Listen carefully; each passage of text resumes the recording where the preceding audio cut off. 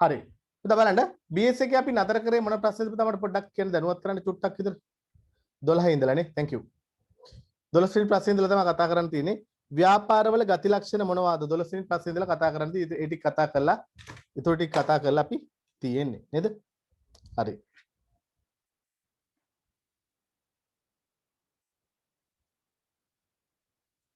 හරි. 12 වෙනි ප්‍රශ්නේ මොකද්ද? ව්‍යාපාරවල ගති ලක්ෂණ මොනවාද? පුතා ව්‍යාපාරවල ගති ලක්ෂණ. එහෙම නැත්නම් ව්‍යාපාරයක් තුල අඩංගු වෙන්න ඕනේ මූලික ලක්ෂණ. තමයි අලුත් සිලබස් එකට ආපු සමහර මාතෘකා තියෙනවා චුට්ටක් විතර අර පරණ දේවල්මයි කියන විදිහ කියලා තියෙන විදිහ චුටි වෙනසක් තියෙනවා. හොඳයි ලොකුවට හිතන්න එපා පරණ දේවල්ම තමයි බලන් යනකොට මේ කියලා තියෙන්නේ. right. එhmenan ව්‍යාපාරවල ගති ලක්ෂණ. පුතා ව්‍යාපාරවල ගති ලක්ෂණ කිහිපයක් තියෙනවා. ඔතනදී ගති ලක්ෂණ මොනවාද කියලා අහපුවම පැහැදිලි කිරීමක් එක්ක ලියන එක ඔව් දැන් සමහරලාට උදා පැහැදිලි කිරීම දැන් ව්‍යාපාරවල ගති ලක්ෂණ දෙකක් ලියන්න තුනක් ලියන්න එහෙම ප්‍රමාණාත්මකව දැක්කොත් උදා ඒකට පැහැදිලි කිරීමක් එක්ක ලියන එක වඩා තාර්කිකයි. නමුත් මේ වගේ තැනකදී උදා පැහැදිලි කිරීම ලියන්න ගියොත් එimhe උතන ලකුණු 15ක් 20ක්වත් දෙන්න වෙනවා. නේද? ඒක නිසා එහෙම දෙන්නේ නැහැ නේ ලකුණු. ඒ නිසා ගොඩක් වෙලාවට නම් කරා නම් ඇති නේද? අපි ලියමු ව්‍යාපාරවල ගති ලක්ෂණ. ටට්ටක් ගාලා ලියමු මෙන්න මේ විදිහට. ඉතින් උදා ව්‍යාපාරවල පහත ගති ලක්ෂණ අන්තර්ගත වේ. ව්‍යාපාරවල පහත ගති ලක්ෂණ අන්තර්ගත වේ. එක විකුණුම් හෝ හුවමාරුවක් සිදුවීම නැත්නම් විකුණුම් ක්‍රියාවලියක් හෝ හුවමාරු ක්‍රියාවලියක් සිද්ධ වීම විකුණුම් ක්‍රියාවලියක් හෝ හුවමාරු ක්‍රියාවලියක් සිද්ධ වීම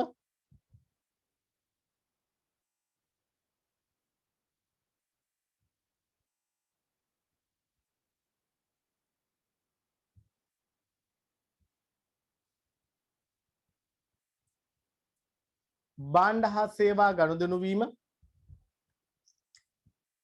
භාණ්ඩ හා සේවා ගනුදෙනු වීම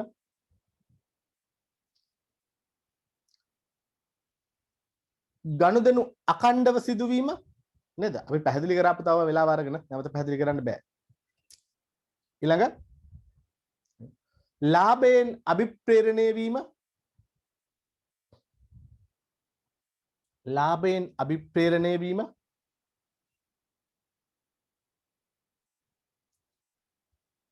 අවිනිශ්චිතතාවයක් පැවතීම දැන් නේද ගණනය කරන්න බැරි අවිනිශ්චිතතාවයක් අපි කියන අවදානමක් කියලා තියෙන්නේ නේද අවිනිශ්චිතතාවයක් පැවතීම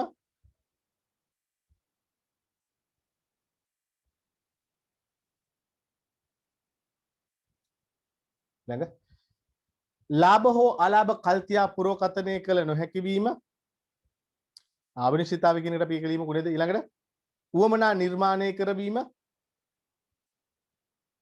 හරි ඔය වගේ පුතා කටයුතු නේද ව්‍යාපාරික තියෙන ගති ලක්ෂණ පහක් තියෙනවා නම් එකට එක ගානේ ලකුණු පහ දෙන්න. ඔය ඉතින් බෝඩ් එකේ ලියන දෙයක් නෑ හොඳේ. එකට එක ගානේ ලකුණු පහ දෙන්න. කරුණු පහ තියෙනවා නම්.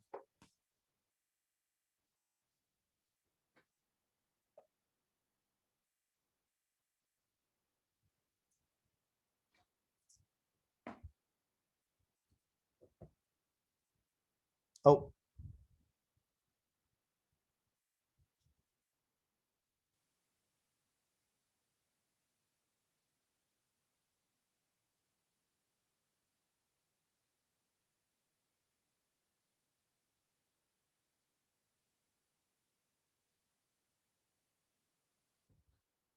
හරි.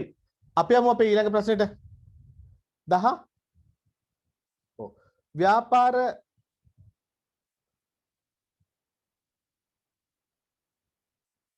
මේ ප්‍රශ්න මම අර කිව්ව මම වොයිස් ටයිප් කරලා දාපු එක තමයි අපිට මේ තියෙන්නේ. ඔරිජිනල් එක අර හිස්තැන් දාලා හදපු එක නෙමෙයි. මොඩිෆයි කරලා කරෙක්ෂන් බලලා නැහැ. ඒ නිසා වචන වල අඩුපාඩු තියෙනවා හදාගන්න. ව්‍යාපාරයක් කියනද කාල්කායනක් කියනද ව්‍යාපාරයක් වීමට නම් ඒ තුල ගනුදෙනු අඛණ්ඩව සිදුවිය යුතුය. එයින් කුමක් අදහස් වේද? හරි. දැන් ව්‍යාපාරයක් වෙන්න නම් ගනුදෙනු අඛණ්ඩව සිද්ධ වෙන්න ඕනලු. ඒකේ මොකද්ද අදහස් වෙන්නේ කියලා අහන්නේ. අහනකොට ව්‍යාපාරයක් කියලා කියන්නේ ගනුදෙනු අඛණ්ඩව සිද්ධ වෙන එකක්. කෙටියෙන් කිව්වොත් එහෙම එකපාරක් එකවතාවක් සිදු වෙනවා නම් ඒක ව්‍යාපාරයක් වෙන්නේ නැහැ. උතන උදාහරණයක් එක්ක යන්න ඕන උත්තරයක් තියෙනවා. මම හිතන්නේ ටියුට් එකෙත් ගුරුවත් පොතේ උදාහරණයක් එක්ක තමයි තියෙන්නේ. නේද? එහෙනම් අපි ලියමු උත්තරේ මෙන්න මේ විදිහට. ඔව්. ප්‍රශ්නේ තමයි ව්‍යාපාරයක් වීමට නම් අල්කයන්ක් වෙන්න ඕනේ. ව්‍යාපාරයක් වීමට නම් ගනුදෙනු අඛණ්ඩව සිදුවිය යුතුය.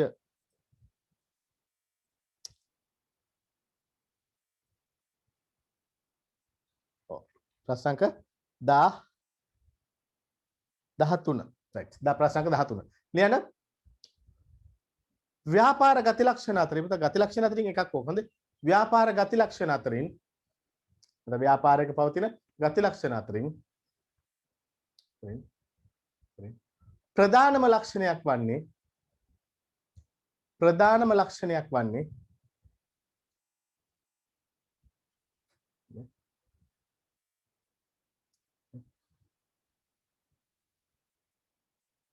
ගනුදෙනු අඛණ්ඩව සිදුවීමයි.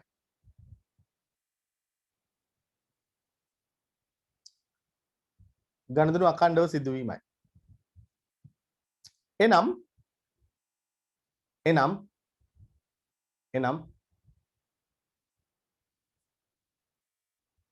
කිසියම් ආර්ථික කටයුත්තක්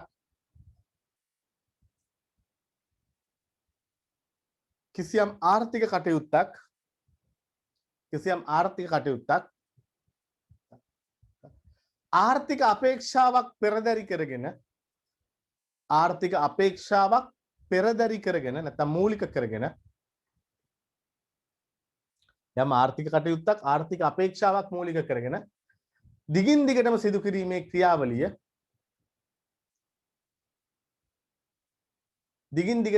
කිරීමේ ක්‍රියාවලිය ව්‍යාපාරයක් වේ. ව්‍යාපාර නිර්වචනයක් නෙමෙයි හොඳේ මේ ලක්ෂණ ගැන කතා කරන්නේ. ව්‍යාපාරයක් වේ නැත්නම් ව්‍යාපාරික ලක්ෂණයක් වේ. එහෙම ලියන්න ගන්න සිදු කිරීම ව්‍යාපාරික ලක්ෂණයක් වේ. ව්‍යාපාරික ගති ලක්ෂණයක් නැත්නම් ලක්ෂණයක් වේ.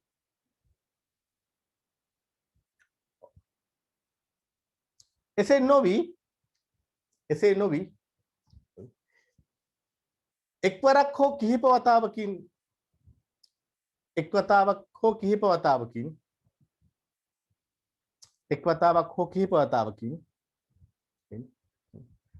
අදාළ ක්‍රියාවලිය අවසන් වන්නේ නම්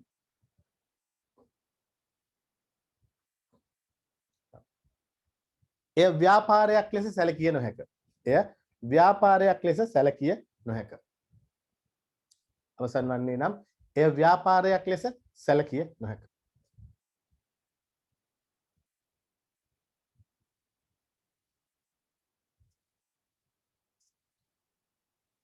හරි.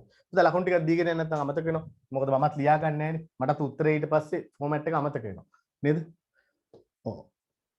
එක මූලික වශයෙන් තියෙන කාරණාව තමයි ඔය අඛණ්ඩව පැවතීම කියන්නේ ව්‍යාපාරික ගති ලක්ෂණයක් කියන එක. එක ලකුණක් දෙන්න. ව්‍යාපාර ගති ලක්ෂණය තමයි කතා කරන්නේ. නේද? ඔතනදී දැන් අපි පැහැදිලි කිරීමක් කරා මෙහෙම එක වතාවක් දෙවතාවක් නොවෙනවා නම් යම් ආර්ථික අපේක්ෂාවක් සහිතව යම් ආර්ථික කටයුත්තක් දිගින් දිගටම සිදු කරනවා නම් තමයි ඒක ව්‍යාපාරයක් බවට පත් වෙන්නේ. මේක මූලික ලක්ෂණයක්. නේද? ලකුණු දෙකක් දෙන්න. දැන් පුතා අපි ඊටු ලකුණු දෙක දෙන්නේ උදාහරණයකට. මොකද අපි දන්නවා මේ පැහැදිලි කිරීමට අපිට 100ක් තාත්විකයි සාධාරණයි කියලා කියන්න බෑ. නේද? මේකේ අඩුපාඩු තියෙනවා අපිට බැලුවමට තේරෙනවා මේකේ පුංචි අඩුපාඩු තියෙනවා කියලා. මොකද කොච්චර හොඳට ලිව්වත් පුතා පොඩි ගැටලු තියෙන්න පුළුවන්. රයිට් එහෙනම් අපි ලියනවා උදාහරණේ මෙන්න මේ විදිහට. කියන්න. යම් පුද්ගලයෙකු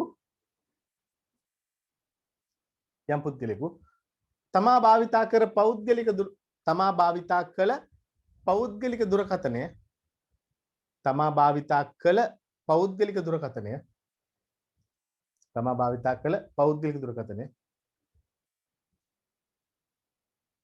වෙනත් අයෙකුට පවරන්නේ නම්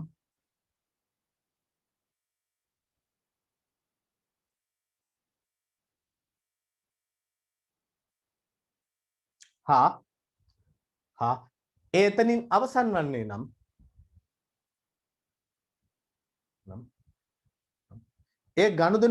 ඒ ගනුදෙනුවක් පමණක් වේ. එතනින් අවසන් වන්නේ නම් ඒ ගනුදෙනුවක් පමණක් වේ. ඒක ගනුදෙනුවක් ඩීල් එකක්. ඒ ගනුදෙනුවක් පමණක් වේ.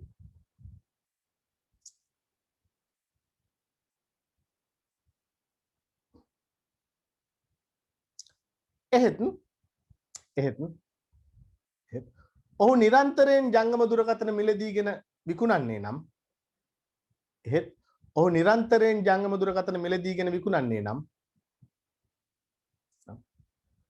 මිලදීගෙන විකුණන්නේ නම් එය ව්‍යාපාරයක් වේ. ව්‍යාපාරයක් වේ. ව්‍යාපාරික ලක්ෂණයක් නේද? ඒ ව්‍යාපාරයක් වේ.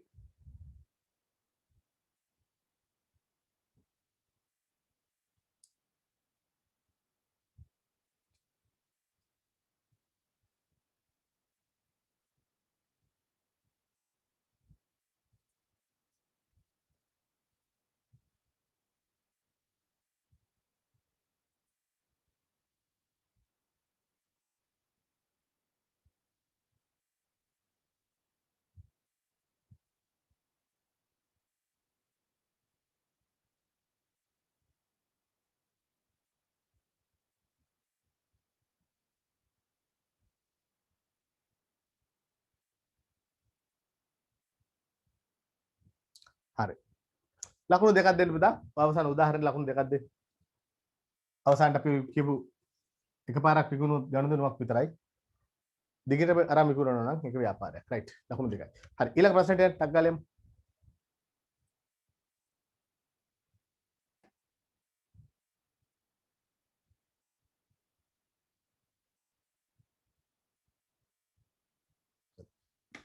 පුතා ප්‍රශ්නේ ව්‍යාපාර අවදානම් දරයි. අපි ලිව්වේ නෑ නේද ඔක?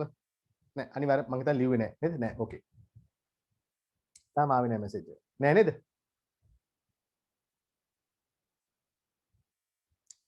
දාහතර ව්‍යාපාර අවදානම් දර රයිට් නෑ. රයිට් ලියමු පුතා.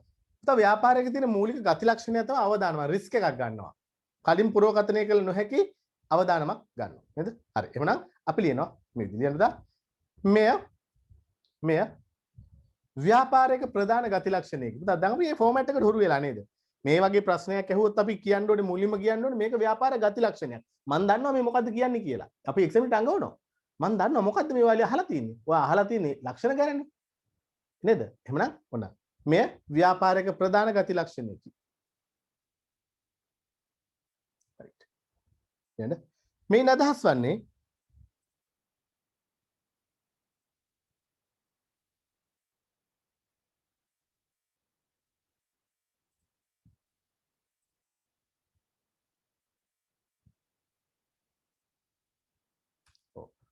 මේ අදහස් වන්නේ ඕනෑම ව්‍යවසායකෙක්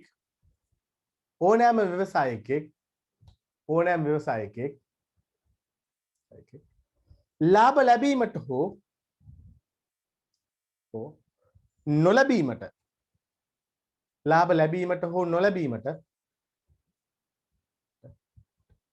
සම්භාවිතාවයක් පවතින බවයි. ලාභ ලැබීමට හෝ නොලැබීමට සම්භාවිතාවයක් පවතින බවයි. ලාභ ලැබීමට හෝ නොලැබීමට සම්භාවිතාවයක් පවතින බවයි.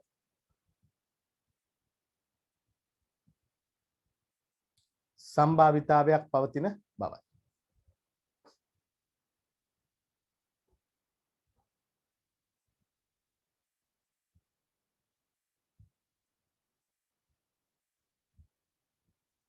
සම්භාවිතාවයක් පවතින බවයි.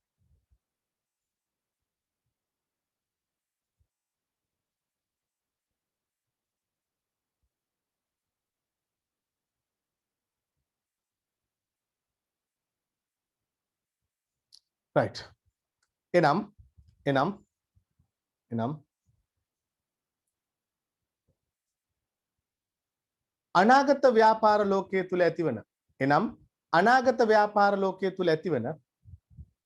එනම් අනාගත ව්‍යාපාර ලෝකයේ තුල ඇතිවන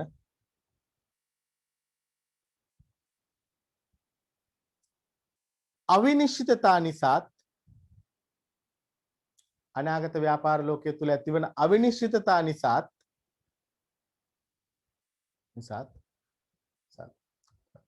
ව්‍යාපාර පරිසරයේ ඇතිවන වෙනස් වීම නිසාත් ව්‍යාපාර පරිසරයේ ඇතිවන වෙනස් වීම නිසාත්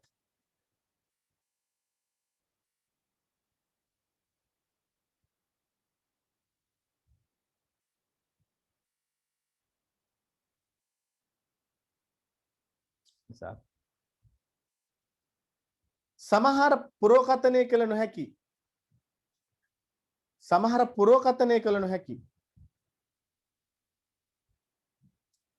තත්ත්වයන් හමුවේ පුරෝකථනය කළ නොහැකි තත්ත්වයන් හමුවේ ව්‍යාපාර ලාභය හෝ අලාභය ව්‍යාපාර ලාභය හෝ අලාභය විචලනය විය හැකි නිසාත් වෙනස් වෙනවා කියන නේද? විචලනය විය හැකි නිසාත්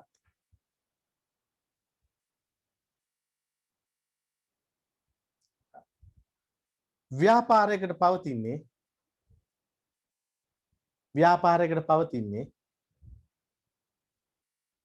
අවිනිශ්චිතතාවයක් නොහොත් අවදානමකි. ව්‍යාපාරයකට පවතින්නේ අවිනිශ්චිතතාවයක් නොහොත් අවදානමකි.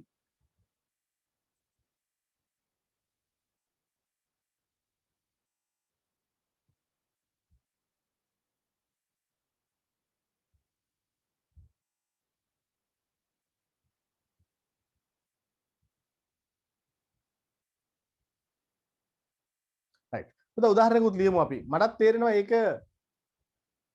මම ගලපලා කිව්වේ. මගේ අතින් හරියට ලියවුන්නේ නෑ වගේ. එතකොට අපි මොකද කරන්න ඕනේ? මේ ප්‍රායෝගික තත්ත්වයක්. මටත් වෙන්න පුළුවන්, ඔබටත් වෙන්න පුළුවන්. අපි දෙගොල්ලෝ මිනිස්සු. වැරදි නෙමෙයි උත්තරේ. හරි හොඳයි. නමුත් අපිට තේරෙනවා පර්ෆෙක්ට් උත්තරයක් ලියවුන්නේ නැහැ. අපි දන්නවා ලියවුන්නේ නැත්නම් මොකද දෙන්න ඕනේ? ප්‍රස්තාරයක්, සමීකරණයක්, උදාහරණයක්. සමීකරණ ප්‍රස්තාර මෙතෙන්ට නැහැනේ. ලියනු උදාහරණයක්. කියන උදාහරණයක් ලියන්න. උදාහරණයක්.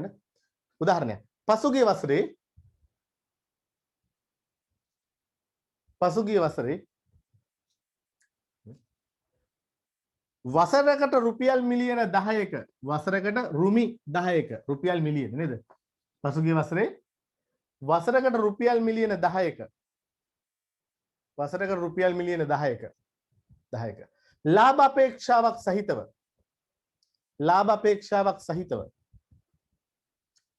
ලාභ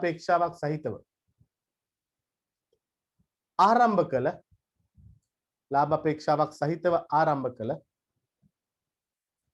ඇඟලුම් කර්මාන්තයක්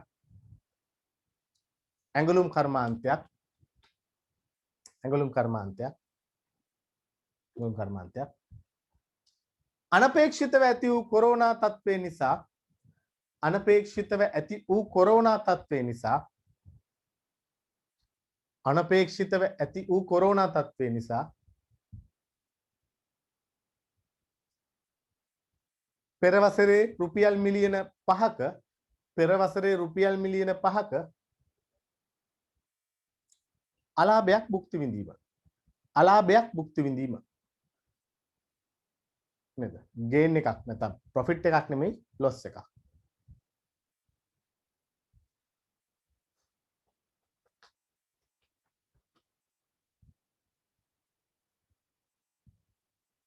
right. හරි. දැන් අපි ලකුණු දෙමු මෙන්න මේ විදිහට. ප්‍රශ්නය අහලා තියෙන්නේ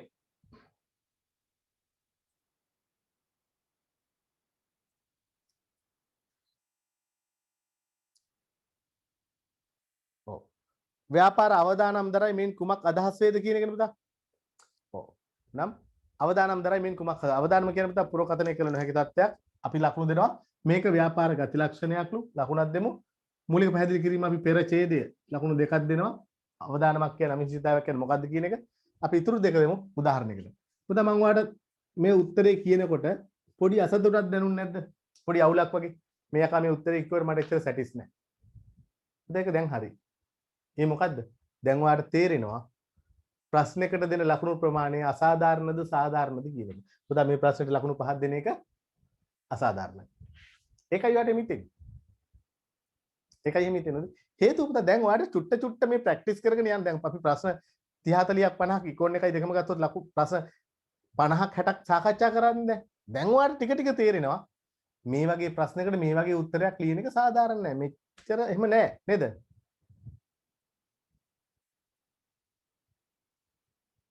එක්සෑම් එකේ හයිලයිට් කරලා එක්සෑම් එකේ හයිලයිටර් පාවිච්චි කරන්න තහනම් හොඳේ පාවිච්චි කරන්න පුළුවන් නිල් පෑනක් හෝ රතු පෑනක් කළු පෑනක් පමණයි ඔබට හයිලයිට් කරන්න බෑ පුතා එක්සෑම් එකේ හයිලයිට් කරනවා නෙමෙයි පුතා මේ කරන්නේ එක්සෑම් එකට පාඩම් කරනකොට අතිශය වැදගත් කරුණු ටික මතක තියාගන්න ඔයාට හිතා ගන්න බෑනේ වැදගත් කරුණු මොනවද කියලා පුතා ඒක නිසා එක්සෑම් එකේදී හයිලයිට් කරන්න බෑ පුතා හොඳේ ඒක ඔයා දැනගන්න ඕනේ නෑ එකපාරක් අපේ පිරිමි ළමයි වගේ අපේ මේ A level ළමයෙක් ගොනාට අන්දලා ඉකෝන් පේපර් එක අවසාන අපි ඒ දවස්වල පුතා ඇත්තම පුතා පන්ති කරනවානේ විභාගෙ ඉස්සෙල්ලා දවසෙත් අපි පන්ති කරනවා පොරාට කරනවා ඇත්තම පුතා අවසාන දවස් අතරනේ අපි අනුමාන ප්‍රශ්න ටික දෙන්නේ පුතා තවත් දෙයක් තියෙනවා කියන්න හොඳේ තව මූලික දෙයක් මේක මේ පොඩි කටකතාවක් දැන් මේ එක වතාවක් ඔය සමාජය තුල කතා බහක් ගියානේ පේපර් එක පිට වුණා කියලා 2015 මතකද?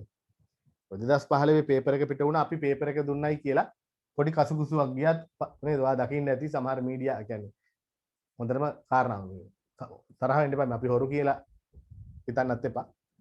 පොඩි කසුකුසුවක් කියන්නේ 2015 පේපර් එක පිට වෙලා කියලා අපි පේපර් එක දුන්නා කියලා සමාජයේ යම් කට්ටිය කතා වෙන්න පටන් ගත්තා. යම් කට්ටිය නෙමෙයි. පොඩ්ඩක් වැදගත් අය කතා කරන්න පටන් ගත්තා. 2015 තියෙච්ච තත්ත්වයක් උක. 2015 ඇත්තටම අපි පේපර් එක දුන්නාද නොදුන්නාද කියන එකට වඩා දැන් පේපර් එක දෙන්න පුළුවන් නම් මම දෙනවා. ඉතින් මට කොහෙන් හරි ප්‍රශ්න ටිකක් හම්බුනොත් මම දෙනවා.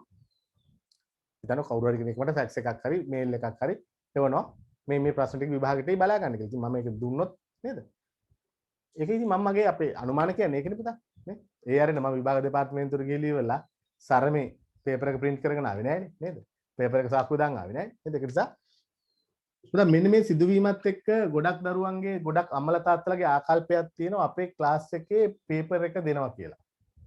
මම මෙච්චර දවස් නොකිය හිටියේ. ඔක ඕනකට හයිලයිට් කරලා ඔකේ වාසි ගන්නවට වඩා යථාර්ථය පැහැදිලි කිරීමක් තමයි. ඇත්තටම අපේ තියරි පන්ති වල පොරකාගෙන ළමයි ඉන්නේ. ළමයි 80 වෙනි ගන්න පුතා අපි ගෲප් එකකට ඊට වඩා ගන්න අපේ ගෲප් වල. 80 අරගෙන ඒ 80 ළඟ ඉඳගෙන නේද? මේ පෙත්තේ 40යි මේ පෙත්තේ 40. කෙටියෙන් කිව්වොත් 20යි 20යි 20 ඩෙස්පේලි 4 20 ගානේ දාලා අතේ දුරින් ඉන්නේ 80 ළඟ ඉඳගෙන මරලා බාගෙට මරවලා ගොඩ දානවා. ඔකනේ කරන්නේ. අවුරුදු දෙකක් දුක් විඳිනවා, කට්ට කනවා, අඬනවා, ගෙවල් වල අම්මලා තාත්තලා එනවා, අම්මලා තාත්තලාට දොස් කියනවා. කරන්න තියෙන හැමදේම කරනවා. ප්‍රතිඵල එනකොට පුතා S2 කඳුළු පුරවගෙන ප්‍රතිඵල කියන්න එනවා. ඒකනේ අපි පන්ති වල හැටි. ඒක තමයි අපේ කලාව. ඒකෙන් තමයි අපි ගොඩ යන්නේ. එහෙම කරනකොට පුතා ඊළඟ પરම්පරාව නිකම්ම හැදෙනවා අපිට. නමුත් පුතා මේ ගොඩක් මිනිස්සු මේ අර සමහර කට්ටිය කියන්නේ රෝයල් එකට ළමෙක් දා ගන්නවා වගේ අමාරුයි සර්ලගේ තියරි පන්තියට. දැන් ඔන්ලයින් නිසා ඕන කෙනෙකුට එන්න පුළුවන්. නැත්නම් හරි අමාරුයි අපේ පන්තියට ළමෙක් දාන එක. නුගේ කොට හොඳේ. අනික් නගර ගැන මම කියන්නේ නැහැ නුගේ කොට. හේතුව තමයි මෙන්න මේක මේ 2015 අපි පේපර් එක දුන්නා කියලා අපේ පන්තියේ පේපර් එක දෙනවා කියලා එහෙම මතයක් තියෙනවා. දැන් මේ අපේ පන්තියේ පේපර් එක දෙන මම පේපර් එක හදන්නේ නැහැ නේ. අනිත් පුතා විභාග ප්‍රශ්න පත්‍රයේ තියෙන අපේ ගෙදර අල්මාරිය නෙමෙයි. ඒක නිසා වැරදි මත එක්ක පන්තියට එන්න එපා පුතා. බොහොම ආදරෙන් ඉල්ලනවා. අපේ පන්තියේ පේපර් එක දෙනවා කියලා විශ්වාස කරගෙන එන්න එපා. ඊළඟ දැන් මියුසියස් දේවි අනුලා විශාකා ඊට පස්සේ ආනන්ද නාලන්ද රොයල් තර්ස්ටන් ඔය ස්කෝල වල පුතා හොඳම ප්‍රතිඵල තියෙන හොඳම දරුවෝනේ අපි ගාවට එන්නේ. ඉතින් ඒ දරුවෝ එනවා හා ඊළඟ කාරණාව අපිත් එන අපේ වැඩපිළිවෙල උපරිම ටෆ් කරලා දෙන්න තියෙන දේ කියන්නේ කන පැලෙන්නම අපි දෙනවා. ගහනව නෙමෙයි හොඳේ. කරන්න තියෙන දේ උපරිම කරනවා. පේපර්ස් එහෙම ලියවලා මේක ඇඟට ජීර්ණය කරනවා. අවුරුදු දෙකක් තියෙනවනේ පුතා සාමාන්‍ය පන්ති වල. ඉතින් ওই කාරණාවත් එක්ක අනික් කාරණාව වැරදි මතයක් තියෙනවා. අපේ පන්තියේ ඉන්න හැම ළමයෙක්ම කැම්පස් යනවා කියලා. අපේ පන්තියේ හැම ළමයෙක්ම කැම්පස් අපේ පන්තියේ හැම ළමයෙක්ම කැම්පස් යන්නේ නැහැ පුතා. හොඳේ. ඒක බොරු කතාවක්. මේ වගේ දේවල් විශ්වාස කරගෙන විතරක් එන්න එපා පුතා. ඔයා මේවා විශ්වාස කරගෙන පන්ති ඇවිල්ලා නිකන් වාඩි වෙලා ඉන්න එපා. මතක තියාගන්න අපේ පන්තියේ පාඩම් කරලා මහන්සි වෙලා ගොඩ දානවා මිසක් මේ කාරණා මේවට පදනමක් තියෙනවා තමයි 2015 ඇති වෙච්ච සිද්ධියත් එක තමයි මේ ගොඩක් කට්ටිය කියන්නේ අපි මේ පේපර් එක දෙනවා කියලා. නේද? පේපර් එකක් දීමක් නෑ පුතා. මෙහෙම දෙයක් තියෙනවා. ඉතින් අපට අනුමාන කරන්න පුළුවන් නම් අපි අනුමාන කරනවා ඉතින්. පේපර් එක හදන කට්ටිය දැනගන්න ඕනේ පුතා පේපර් එක පරිස්සම් කරගන්න. මොකද අපි පේපර් එක උස්සන් එන්නේ නැහැ කොහෙටවත් ගිහිල්ලා. නේද? අපි ගැන කතා නොකරමුකෝ. අපි පේපර් එකක් දෙන්නේ. අපි අනුමාන දෙන්නේ. මේක හරියනවා නම් හරියනවා. එහෙම වෙනවනේ. සමහර අවුරුදු වල පුතා දැන් 4 වෙනි ප්‍රශ්නේ 3 වෙනි ප්‍රශ්නේ ගිය අවුරුද්දට ඉස්සෙල්ලා මට මතක නැහැ. දැන් අවුරුදු කිහිපෙකට ඉස්සෙල්ලා දීලා තිබ්බා. කොටස් 4ම සමානයි අර නිකන් යන්නයි මූර්තජන යන්නයි විතරයි වෙනස් වෙලා තිබ්බේ. මොකද එහෙම වෙන්න පුළුවන්. සම්භාවිතාවයක් තියෙනවා. පේපර් එකක් අපි හොරකම් කරන්නේ. මොකද අපි පේපර් හදලත් නැහැ, දන්නෙත් නැහැ. නේද? හදන්නේ කවුද කියලාවත් දන්නේ නැහැ. අපි එහෙම හිතමුකෝ. නේද? කොහොම වුණත් කමක් නැහැ. මේ පේපර් එකක් අපිට දෙන්න පුතා අපි ගාව පේපර් එකක් නැහැ. අනුමාන ප්‍රමාණයක් දෙනවා. ඒකෙන් හරියනවා. උදාහරණයක් ගිය අවුරුද්දේ යම් ප්‍රමාණයක් හරි ගියා. වර්ධනය වෙලාවලුත් තියෙනවා. නේද? ඊළඟට හැමෝම කැම්පස් යනවා කියලා මතයක් තියෙනවා පුතා. තියරි පන්ති වලට යන දරුවන්ගේ අතර එක්ස්ප්‍රස් ක්ලාස් එක ඔයගොල්ලෝ නම් එහෙම විශ්වාස කරන්නේ නැහැ නේද කොහොමද? තියරි පන්ති වල අපේ ගෲප් ක්ලාස් වල ළමයි 80 අපි ගන්න කඩන්නේ 80 ගෲප් 10ක් විතර අපි හදනවා. තමයි 700ක් හදනවනේ. නේද? ඉතින් ඒ හදනකොට මේ ගොඩක් කට්ටියක මතයක් තියෙනවා මේ එන හැමෝම අපි කැම්පස් යනවා කියලා. එන හැමෝම කැම්පස් යන්නේ අපිට 80න් 60ක් 65ක් 64ක් 62ක් 58ක් ওই වගේ ගාණක් යනවා. ඒකට හේතුත් තියෙනවා පුතා. ඒකට හේතුත් තියෙනවා.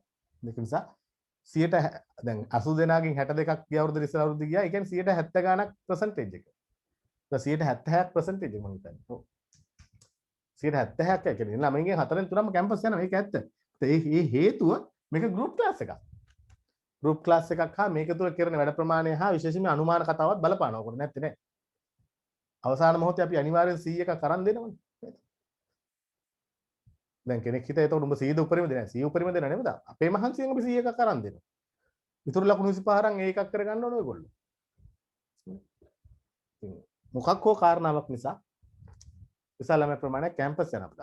පහුගිය අවුරුද්දේ කරගන්න බැරි වුණා. හොඳේ මතක තියාගන්න. ගිය අවුරුද්දේ ඔය අනුමාන ටික දී ගන්න බැරි වුණා අපිට. ඒකත් කියනවා වැරද්දක් වුණා නම් කියන්න ඕනේ. පොර ටෝක් දෙනවා වගේ තමයි. අපේ අතින් වැරද්දක් වුණා නම් කියන්න. ගිය අවුරුද්දේ ඉස්සෙල්ලා අවුරුද්දේ සහරාන්ගේ සිද්ධියත් එක්ක ඒත් එහෙමයි. මාස එකමාරක් පන්ති වහගෙන අපිට කරන්න දුන්නේ නැහැ නේ පුතා. මේ මාස එකමාර කියන්නේ අවසාන පේපර් කරන මාස එකමාර. ඒක හිර වුණා අපි. ගිය අවුරුද්දේ ඉස්සෙල්ලා අවුරුද්ද. කරගත්තා ගිය ඉස්සෙල්ලා අවුරුද්ද නම් යම් ප්‍රමාණයක් ගිය අවුරුද්ද නම් ඇත්තටම යම් දෙයක් කරගන්න බැරි වුණා කියන්නේ. ලොකු දේවල් ටිකක් අවසානට අපිට මග ඇරුණා පුතා. ඔබ දන්නවනේ විභාගෙට දවස් ගාණක් තියදී ආපහු වැව්වා. නේද? මාස දෙකක් තුනක් විතරනේ පුතා රට ඇරලා තිබ්බේ අපිට පන්ති ටික කරගන්න. මොකද ඔන්ලයින් වලට මේ තරම් අපි දිනුත් නැහැ ඒ කාලේ. කොහොමුණත් කමන්නේ. මේ මත දෙකත් එක පුතා පන්ති එන්න එපා හොඳේ. කරුණා කරලා අපේ පන්ති එහෙම නෑ පුතා. වැඩ කරලා මහන්සියලා තමයි කැම්පස් යන්නේ. බොරු මතවලට අහු වෙලා පන්ති එන්න එපා පුතා. ඔයාට නිකන් හීනි බෝල විකුණලා කියන්නේ හීන විකුණලා දැන් ඕව ඔහොම විශ්වාස කරන් ඉන්න ඉඩ දුන්නා නම් හරිනේ. එන හැමෝම කැම්පස් යනවා. එතකොට ළමෙක් අනිවාර්යෙන් තව එකෙක් එනවා. අයි එතනට ගියොත් අනිවාර්යෙන් කැම්පස් යනවා. අනිත් එක එතන පේපර් එක දෙනවා. මම නිශ්ශබ්දව ඉන්නවා. මේ මතයක් ගොඩනගෙන්න දැරලා මම පැත්තකටලා ඉන්නවා. මං කියනවා නෑ. එහෙම නෑ කියන්නෙත් නෑ. ඔව් කියන්නෙත් නෑ. පැහැදිලිවම කියනවා පුතා අපේ පන්තියේ පේපර් එක දෙනවා කියලා හිතන් එන්න එපා. පේපර් එක දෙන්න අපි පේපර් එකක් හදන්නේ. අනුමාන ටිකක් කරනවා. ඒවා හරියනවා වර්ධිනවා. ඒවා කතන්දර ගොඩක් තියෙනවා. ඒක වෙනම කාරණාවක්. හරිද? හැබැයි කැම්පස් අනිවාර්යෙන් යනවා කියලා හිතාගෙන පේපර් දෙනවා කියලා හිතන් එන්න එපා. මහන්සියලා වැඩ කරන්න එක දිගට ප්‍රශ්නයක් හරි දෙකක් හරි තුනක් හරි ලැබුණොත් අපි හොඳයි. අනුමාන හරි ගියොත් හරි. වැරදුනොත් වැරදුනා. පේපර් එක දෙන්න පුතා. මම පේපර් එක හදන්නෙත් නෑ. අපේ ගෙදර අල්මාරියේ නෙමෙයි පේපර් එක තියෙන්නේ. තිබ්බනම් මම අනිවාර්යෙන් හොරකම් කරලා දෙනවා. රයිට්. අපි යනවා ඊළඟ ප්‍රශ්නෙට. 14 ඔව්. අවදානම් දරයි මින් කුමක් අදහසද? අපි උත්තරේට ලකුණු ප්‍රමාණය දුන්නා. ඒ ප්‍රශ්නෙට ඊළඟ ප්‍රශ්නෙට අපි යමු දැන්. ඊළඟ ප්‍රශ්නේ මොකක්ද බලන්න පුතා? ප්‍රශ්න අංක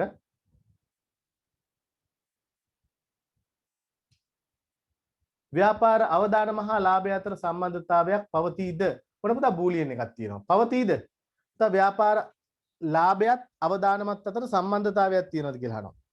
ප්‍රශ්න අංක ව්‍යාපාර අවදානම් දරයි 15 වෙනි ප්‍රශ්නේ අවදානම හා ව්‍යාපාර ලාභය අතර සම්බන්ධතාවයක් පවතීද? තියෙනවද නැද්ද කියලා අහන්නේ. තියෙනවද නැද්ද පුතා? තියෙනවා. තියෙනවා. පවතී නේද? පවතී. පුතා බූලියන් ටයිප් එකක්. true or false පවතීද නැද්ද? ඇත්තද නැද්ද? නේද? පවතී. පුතා ව්‍යාපාර ලාභයත් අවදානම අතර සම්බන්ධතාවයක් පවතිනවා. ඒක ඇත්ත. සම්බන්ධතාවයක් පවතී. පවතිනවා.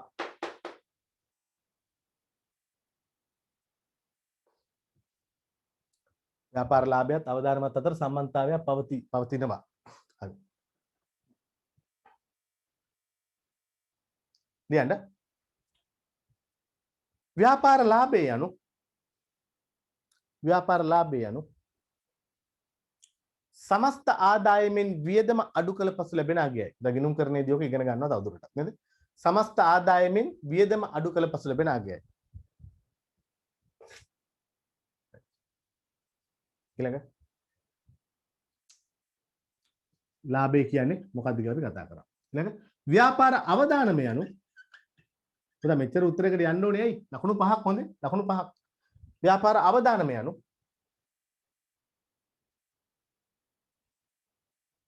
අනපේක්ෂිත තත්ත්වයන්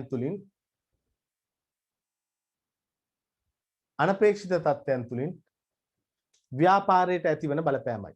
අනපේක්ෂිත තත්ත්වයන් තුලින් ව්‍යාපාරයට ඇතිවන බලපෑමයි. අවදානම රිස්ක් එක.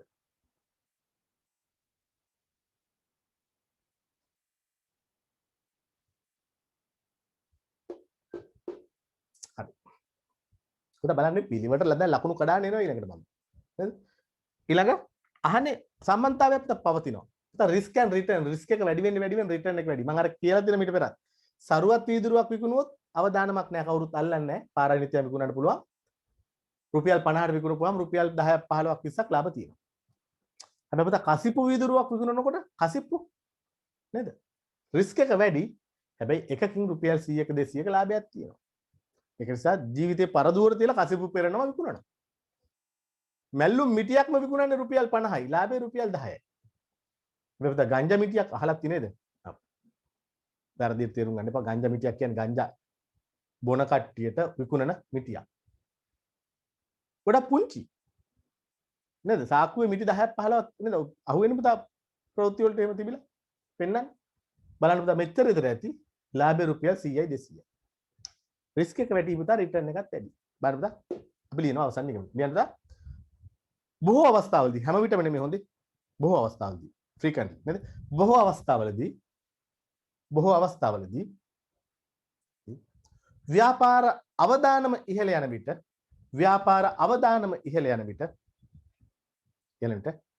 ලාභදායීත්වයේද ඉහළයයි. ව්‍යාපාර අවදානම ඉහළ යන විට ලාභදායීත්වයේද ඉහළයයි. රිස්ක් ඇන්ඩ් රිටර්න් නේද? ව්‍යාපාර අවදානම ඉහළ යන විට ලාභදායීත්වය ඉහළයයි. එමෙන්ම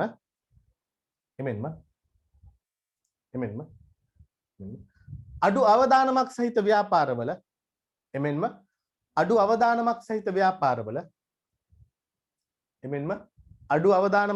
ව්‍යාපාරවල ලාභදායීත්වයේද අඩු වගයක් ගනී. අඩු අවදානමක් සහිත ව්‍යාපාරවල ලාභදායීත්වයේද අඩු වගයක් ගනී.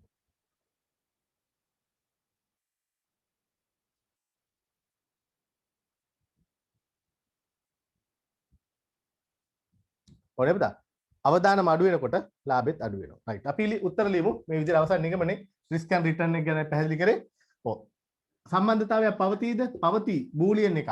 එතනදී එක්සැම් එක බලාපොරොත්තු වුණොත් කරුමෙට හරි නේද? ලකුණු 3ක් නම් 2ක් නම් පුතා මේව පැහැදිලි කරන්න ඕනේ නැහැ. පවතී නිගමනය ලිව්වා. ලකුණු 3ක් නම් බලන්නකො. මේකට ලකුණු 2යි. අවසන් නිගමනයේට මම කොහොමද දෙන්නේ ලකුණු 2යිනේ. ඔන්න ලකුණු 3යි. 3යි 2 1යි 3යි. ඒ ඇති. මේක ඕනේ නැහැ. මොකද ලකුණු 5කට යනකොට අපි ලකුණු 5ක් ගන්න හේතුවක් තියෙන්න ඕනේ. මේකට එකක් දීලා මේකට ලකුණු 4ක් දෙන්නේ නැහැ නේ පුතා. ඔය පේලි 2 3ට. ඔයාලට පැහැදිලිව තේරෙනවා. සරල සාමාන්‍ය බුද්ධියක් තියෙන ඕනේ මිනිහෙකුට තේරෙනවා මේකට ලකුණු 4ක් දෙන්නේ නැහැ. එහෙනම් තව මොන හරි ලියන්න ඕනේ. මොනවද ලියන්නේ? අම්මා ගැන ලියන්න, තාත්තා ගැන ලියන්න නෑ. ලාභය ගැන අවදානම ගන්න. අහන්නේ ඉතින් ලාභය අවදානම කියන්නේ මොකද්ද කියලා ලියන්න ඕනේ. එහෙමනම් ලාභෙට 1 ලකුණයි අවදානමට 1යි. 1යි 2යි 3යි 2යි 5යි.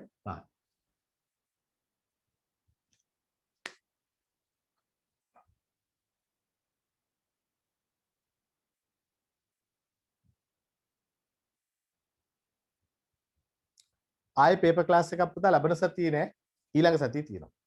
මේ එන සතියේ නෙමෙයි ඊළඟ සතියේ ආයේ පේපර් ක්ලාස් එකක් තියෙනවා. එතනදී මේ පේපර් එක සම්පූර්ණම බලාපොරොත්තු වෙනවා පුතා මේ සති දෙකේ අපි පළවෙනි පාඩම් ඉවර කරලි වෙලා පේපර්ස් බහුතරයක් ඉවර කරගන්න. ඉතුරු වෙන ප්‍රශ්න ටිකක් තිබුණොත් ප්‍රශ්න 100න් ඉවර කරපුවා. මතක තියාගන්න මේ ප්‍රශ්න 100 ඉවර වුණාට පස්සේ ඊට පස්සේ අපි මොනවද කරන්නේ දැන්? අන්න දැන් ප්‍රශ්න 100කට ලියලා ඉවරයි. ඊට පස්සේ අපි විභාග ප්‍රශ්න ටික ලියන්න පටන් ගන්නවා. මේකෙත් තියෙන විභාග ප්‍රශ්න අපි වෙනමත් විභාග ප්‍රශ්න ප්‍රමාණය MCQ ප්‍රමාණයක් විභාගයට අදාළ අනිවාර්යෙන් දෙනවා පුතා. හොඳ මතක තියාගන්න අපි පට්ට වැඩපිළිවෙලක් පට්ට දැක්මක් එක පට්ට ගමනක් යන්නේ. නැවතත් කියන පුතා මේ ෂෝ එකක් නෙමෙයි මේ. ඔයාට තේරෙයි තව මාසෙකමාරක් විතර යනකොට මේක කොච්චර වැදගත්ද. අපේ ඊට ඔය විවේචනය කරන අපිට බයින අපිට සමහර බයින බක පඬිතියෝ අවසානට ඇවිල්ලා නතර වෙන්නේ මෙතන. අපිට බැනපු කට්ටිය පුතා දැන් ඒව කරනවා කුරුණෑගල නගරේ අති දැවැන්ත ආයතනයක්. අපිට පළු යන්න බැන්න ක්ලාස් වල නේද? හැබැයි පුතා ඒගොල්ලෝ දැන් මාස 7න් A level කරනවා. ඔක තමයි ලැජ්ජ නැතිකම. නේද? කුරුණෑගල නගරේක අයිතිකාරයෙක්. නේද? පාර්ලිමේන්තුවෙත් ඉන්නවා මං හිතන්නේ. ඔබ දන්නවා. කොහොම පුදුම බැනිල්ලන්නේ බැන්නේ. නෑට අඳුකොළ වගේ අපිව. ලැජ්ජ නැතිකම කියන්නේ දැන් ආයෙ යාම කරනවා. කාටවත් දොස් කියනව නෙවෙයි පුතා. එයා ඉතින් ඔච්චර අසාර්ථක ක්‍රමයක් නම් මොන කෙහෙම්මල්ටද හොඳට හොයලා බලන්න පුතා කුරුණෑගල නගරේ ප්‍රධානම ආයතනයක පාර්ලිමේන්තුවෙත් ඉන්න පුද්ගලෙක් ගුරුවරයෙක් මේ ප්‍රෝග්‍රෑම් එක පටන් අරගෙන කරන අසාර්ථකයි. accounts විතරයි දැන් ඉතුරු වෙලා තියෙන්නේ. අනික එකක්වත් නැහැ. accounts එකත් දාන අතරලා දැන් revision එකක් බවට පත් කරලා එකක්. revision විතරයි තියෙන්නේ. මේ මාස 7න් ඒ level එකක් නැහැ දැන් එතන. අසාර්ථකයි. මොකද ඒක පුතා කරන්න බෑ. එයාගේ ක්ලාස් ප්‍රමාණය, එයාගේ කාර්යබහුලතාවයත් එක්ක මේ වගේ දවස් 3-4 දාන කරන්න බෑනේ. අපි අපේ රසාව මේක විතරනේ පුතා. අපි ජීවත් වෙන්නේ මේ ඒ level එක. මැරෙන්නෙත් මේකත් එක්ක. ඉතින් ඒක නිසා අපි මේකේ ඉන්නවා. කොහොමත් එකයි අපිට. ගෙදරටලා නිදා ගන්නවට වඩා මම නම් කැමති පුතා අකුරක් කියලා දෙන්න දරුවෙකුට. පාද හැන්දෑවේ තියෙන පන්තියත් ඇත්තම කාරණා මේ අදට තියෙන පන්තියක් නෙමෙයි පුතා. කොහෙවත් තියෙන පන්තියක් අරගෙන ඇවිල්ලා එක්ස්ට්‍රා ක්ලාස් එකක් දාගෙන ඔය කරන්නේ. සඳයි සිකුරාදා ඉතින් කොහෙද පොඩ්ඩක් ෆ්‍රී එකේ හිටියන්නේ නේද පුතා? ආස නැහැ. ආසාව තියෙන්නේ මොනවා හරි දෙයක් ළමයිත් එක්ක උගන්වන්න ඉගෙන ගන්න. රයිට් අපි යමු ඉස්සරහට. හරි. ව්‍යාපාර ලාභයට බලපාන අවිනිශ්චිතතා මොනවද? ව්‍යාපාර ලාභයට බලපාන අවිනිශ්චිතතා නේද? ව්‍යාපාර ලාභයට බලපාන අවිනිශ්චිතතා ගණනාවක් තියෙනවා පුතා. ඒ කියන්නේ ව්‍යාපාරිකයෙක් විසින් සිය ව්‍යාපාර කටයුතු කරගෙන යනකොට අවදානම් ගණනාවක් තියෙනවා. right. පුතා ලියන්න ඕනෑම ව්‍යාපාරයක් සිදු කරගෙන යාමේදී පුංචි පැහැදිලි කිරීමක් එක්ක ලියන්න. ඕනෑම ව්‍යාපාරයක් සිදු කරගෙන යාමේදී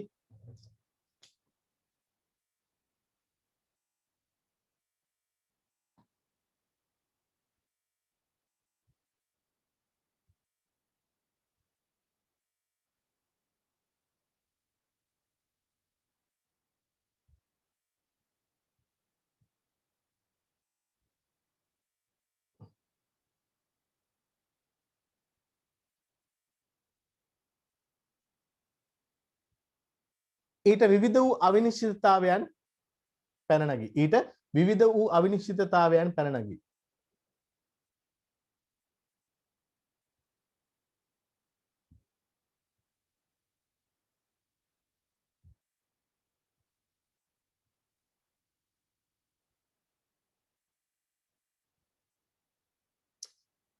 මෙම අවිනිශ්චිතතා කිහිපයක්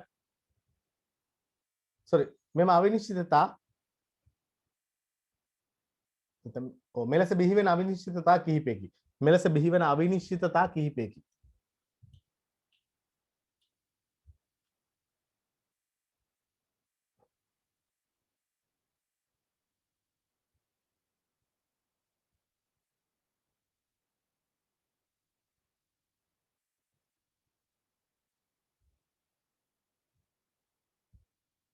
right. දැන් ලියන්න පල්ලෙන් ලියන්න පාරිභෝගික රුචිය වෙනස් වීම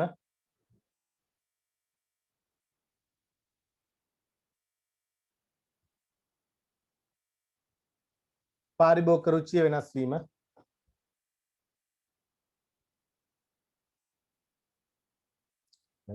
තාක්ෂණයේ වෙනස් වීම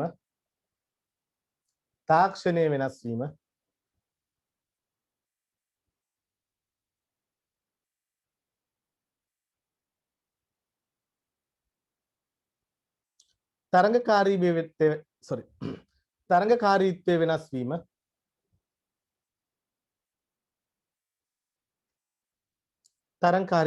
වීම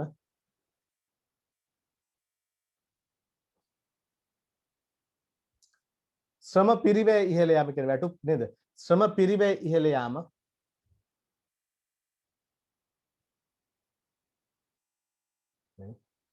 වැරදි කළමනාකරන තීරණ වැරදි කළමනාකරන තීරණ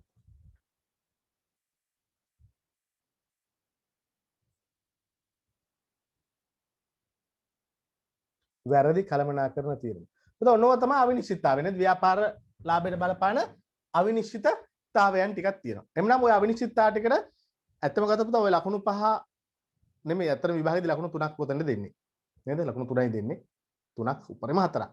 ඒ වගේ වෙලාවට කරුණු 3ක් ලිව්වොත් නැත්නම් කරුණු 6ක් ලිව්වොත් භාගය ගානේ හැම වෙන්න පුතා අහනකො හොඳට මතක තියාගන්න පුතා මේ දේවල් හොඳයි. අපි මේ පේපර් කතා කරද්දි පුතා මතක තියාගන්න අපි පාඩම් කරනකොට කරුණු 6ක් 7ක් 8ක් තියෙනවා. හොඳයි. මේ වගේ කරුණු 7ක් එතන කරුණු 8ක් තියෙනවා කියලා අපි උදාහරණ කරුණු 8ක් ලියනවා. කරුණු 8ක් තියෙන ඒ කාරණාවකට නැත්නම් ප්‍රශ්නයකට ලකුණු 3ක් දීලා තියෙනවා. ඔයා දැන් චුට්ටක් ඔලුවට ගන්න කරුණු ගොඩාක් තියෙන ප්‍රශ්නයක්. උදාහරණයක් ව්‍යාපාරයක් අපි කතා කරේ මොකද්ද? 16 වෙනි ප්‍රශ්නේ ව්‍යාපාර ලාභයට බලපාන අවිනිශ්චිතතා මොනවද? 16.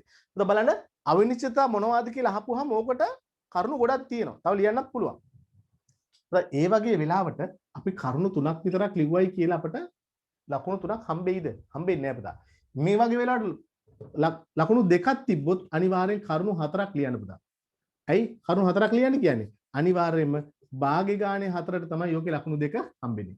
මෙතන උඩරිම ලකුණු 3ක් තිබ්බොත් ඒකෙන් කියන්න පුතා නැවත වතාවක් බොහෝ විට කරුණු 6ක්වත් ලියා ගන්න උත්සාහ කරන්න. මොකද මේ සමහර වෙලාවල් වලට එකකට එක් ගානේ දෙනවා වෙන්නත් පුළුවන්.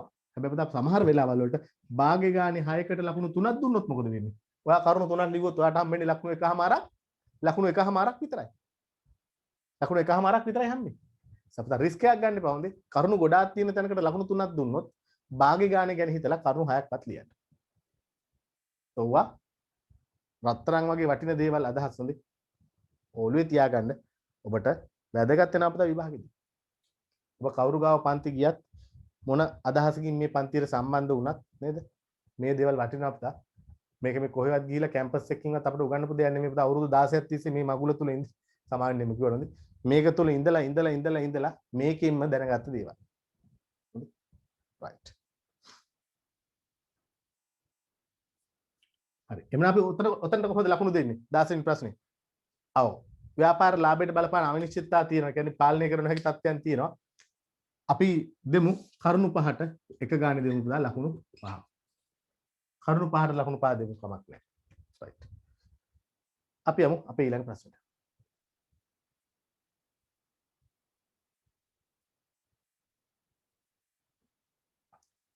ව්‍යාපාර උවමනා නිර්ණය කරයි.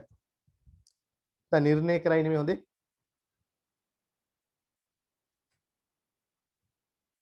දා 7 බලන්න ව්‍යාපාර උවමනා නිර්ණය කරයි නෙමෙයි පුතා වැරදි නිර්මාණය කරයි.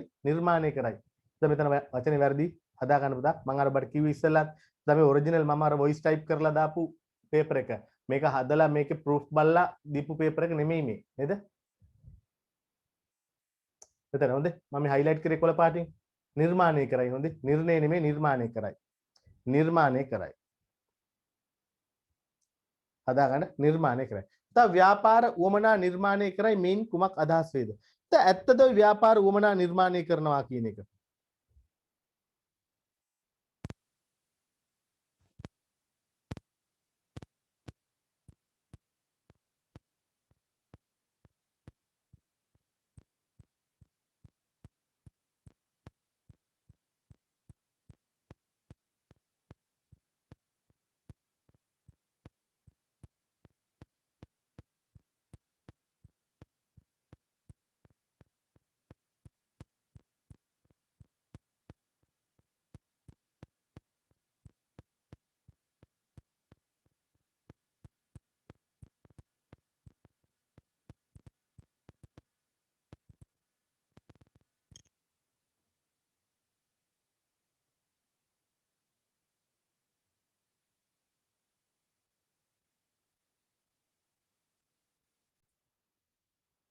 හරි. දැන් මේ මයික් එකේ බැටරි බැලලා පොඩ්ඩක් ඇහෙන්න නැතුව ගියේ. මේ දැන් ඇහෙනව නේද? දැන් හරි. ඔකේ ඇහෙනවා. මට පේනවා මයික් වැඩ කරනවා පේනවා. දැන් මේ බැටරිය charge වෙන්නවත් කාලයක් නැහැ. ඊයේ රෑ 2 විතර නිකම් මම අර කිව්ව මට රුණක් තියෙනවා කියලා මොකද්ද මන් දන්නේ නේද? එක සෙට් එකක් තිබ්බා ඒ සෙට් එකට දාගෙන පන්ති වගේක් කරා අපදා ඒ වගේ මට මග ඇරිච්ච එක සෙට් එකක් ඉන්න අපදා මේ පහුගිය කාලේ පටන් ගන්න ළමයි 40ක විතර ගෲප් එකක් ඉන්නවා.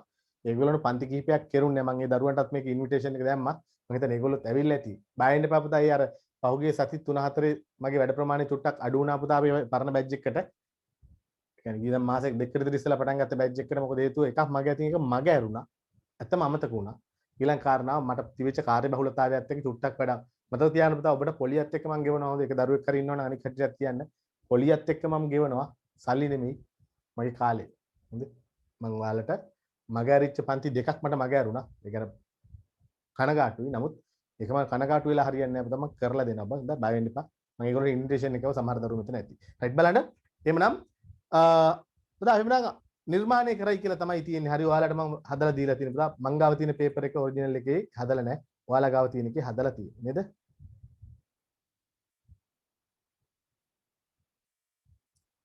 හරි නිර්මාණය කරයි.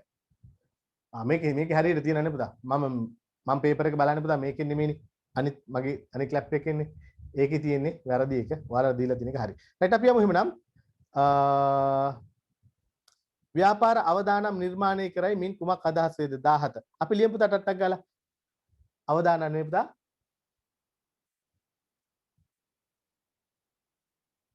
ඔව් ව්‍යාපාර උවමනා නිර්මාණය කරයි මින් කුමක් අදහස් වේද පුතා ලියන්න පුතා උතන ලියනකොට මුලින්ම ලියවෙන්නේ මොකද්ද පුතා උවමනාවක් කියන්නේ මොකද්ද කියන එක ලියලා ඉන්න ඕනේ ලකුණු පහක් නේ නේද උවමනාව කියන්නේ මොකද්ද කියන එක ලියලා ඉන්න ඕනේ ලියන්න උවමනාව කියන්නේ මොකද්ද කියලා ලියන්න පුද්ගල අවශ්‍යතාවයන් සපුරා ගැනීම සඳහා පුද්ගල අවශ්‍යතාවයන් සපුරා ගැනීම සඳහා පුද්ගල අවශ්‍යතාවයන් සපුරා ගැනීම සඳහා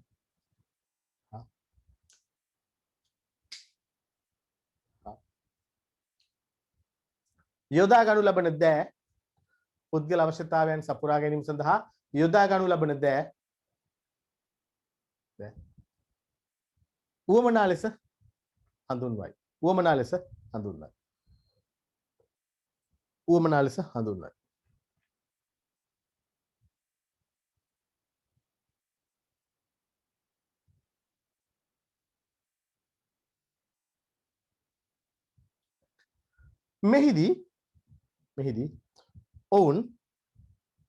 මෙහිදී ඔවුන් උවමනා නිර්මාණය කරමින් පේපර් එක නෑ කො සමහර කට්ටියනේ මෙන් තියෙන පේපර් එක රයිට් මෙහිදී සමහර ව්‍යාපාර උවමනා නිර්මාණය කරමින් සිය ව්‍යාපාරික අපේක්ෂාවන් වෙත ගමන් කරයි සිය ව්‍යාපාරික අපේක්ෂාවන් වෙත ගමන් කරයි උවමනා නිර්මාණය කරමින් සිය ව්‍යාපාරික අපේක්ෂාවන් වෙත ගමන් කරයි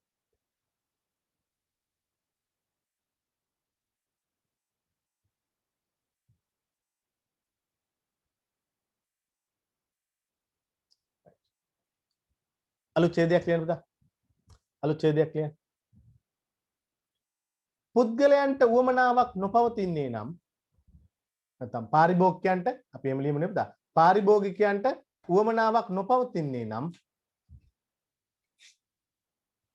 පාරිභෝගිකයන්ට උවමනාවක් නොපවතින්නේ නම් ඔවුන් භාණ්ඩ හා සේවා මිලදී ගැනීමට පෙළඹෙන්නේ නැත ඔවුන් භාණ්ඩ හා සේවා මිලදී ගැනීමට පෙළඹෙන්නේ නැත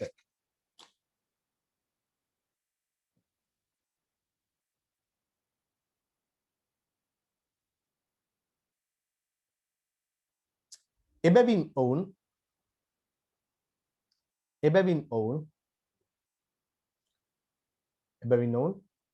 ප්‍රවාහනය තුලින් ස්ථානීය උපයෝගීතාවයක්ද ප්‍රවාහනය තුලින් ස්ථානීය උපයෝගීතාවයක් ලබා දීම ප්‍රවාහනය තුලින් ස්ථානීය උපයෝගීතාවයක් ලබා දීම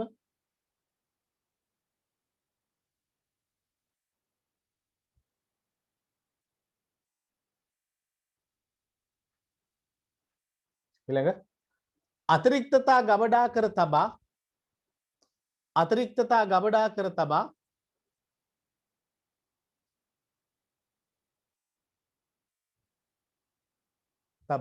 කාලීන වටිනාකමක් එක් කරලීම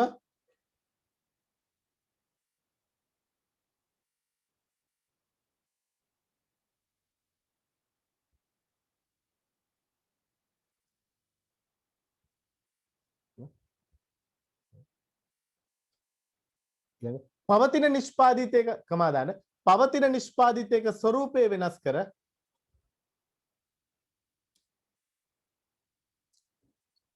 ඊට ආකර්ෂණයක් ඇති කිරීම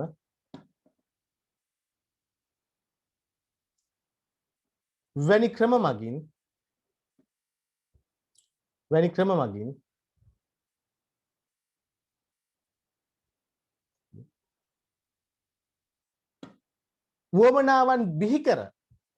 උවමනාවන් බිහි කර ඒ හරහා ලාභ උපයයි උවමනාවන් බිහි කර ඒ හරහා ලාභ උපයයි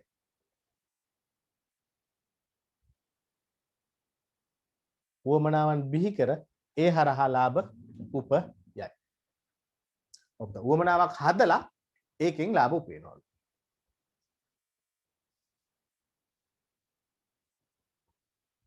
right. දැන් ලකුණු දෙමු අපි බලන්නකොට. ඔව්. ලකුණු දෙමු. මෙන්න මෙහෙම දෙමු ලකුණු ටික.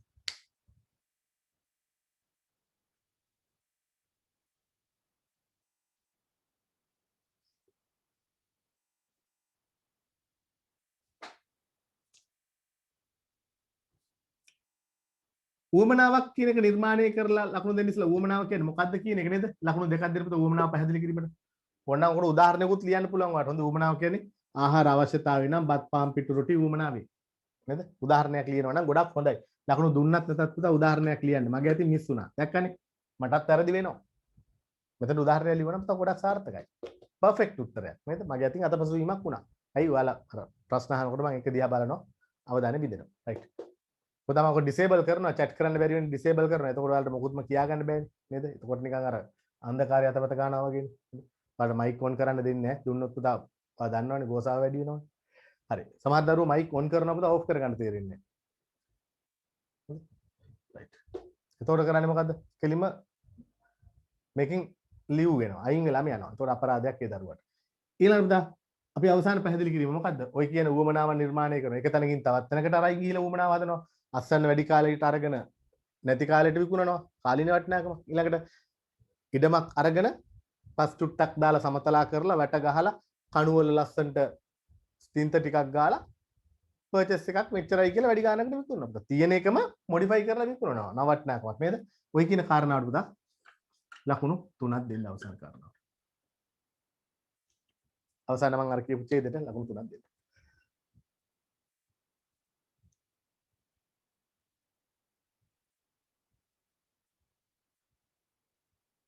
ඔව්. 18 ව්‍යාපාරයක් තුල සිදුවන අගය එකතු කිරීම යන්නේ කුමක් අදහසේද? වැලියු එකක් ඇඩ් කරනවලු නේද? අගයක් එකතු කිරීමක් සිද්ධ වෙනවලු. අහන්නකෝ. පුතා ඕකත් මොකද්ද? ඔව්. පුතා අතන මේ සමාවෙන්න පුංචි අතපසු වීමක් වුණා. නේද? පුතා මේ උවමනා නිර්මාණය කිරීම කියන එකට මුලින්ම එන්න ඕනේ මොකද්ද අපි මේ දැන් කතා කරේ 17 ප්‍රශ්නේ. 17 ප්‍රශ්නේ. මොකද්ද මගේ අතින් වෙච්ච අඩුපාඩුව? කියන්න පුළුවන් නම්. අඩුපාඩුවක් වුණා. අඩුපාඩුවක් වුණා නම් පිළියරන් හදන්න ඕනේ. මොකද්ද අඩුපාඩුව? පුතා මේ උවමනා නිර්මාණය කිරීම කියන්නේ මොකද්ද? ව්‍යාපාරයක ගති ලක්ෂණයක් කියන එක නේද? මේ වමනා නිර්මාණය කිරීම යන ව්‍යාපාරයක ගති ලක්ෂණයක් පුතා. දැන් මේ ලකුණු පහ කැඩෙනකොට මේකට ලකුණු 3 වැඩි නේද? එක ලකුණක් කොහෙද තියෙන්නේ? මෙතන. එක ලකුණක් මෙතන තියෙන්නේ. මෙතන ලකුණු දෙකයි හොඳ. ඔව්. වමනා නිර්මාණය කිරීම යන ව්‍යාපාරයක ගති ලක්ෂණයකි වමනා කියන එකට ලකුණු දෙකයි. අවසානට මම අර අවසාන කියපු ඡේදේ ලකුණු දෙකයි. ඉස්සලා ප්‍රශ්නේ වැරද්දක් වුණා. ඒක හදාගන්න.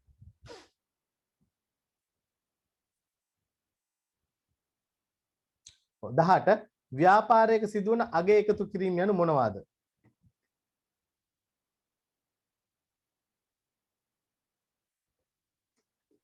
ව්‍යාපාරයක සිදුවන අගය එකතු කිරීම යනු මොනවාද? value added නේද? value add.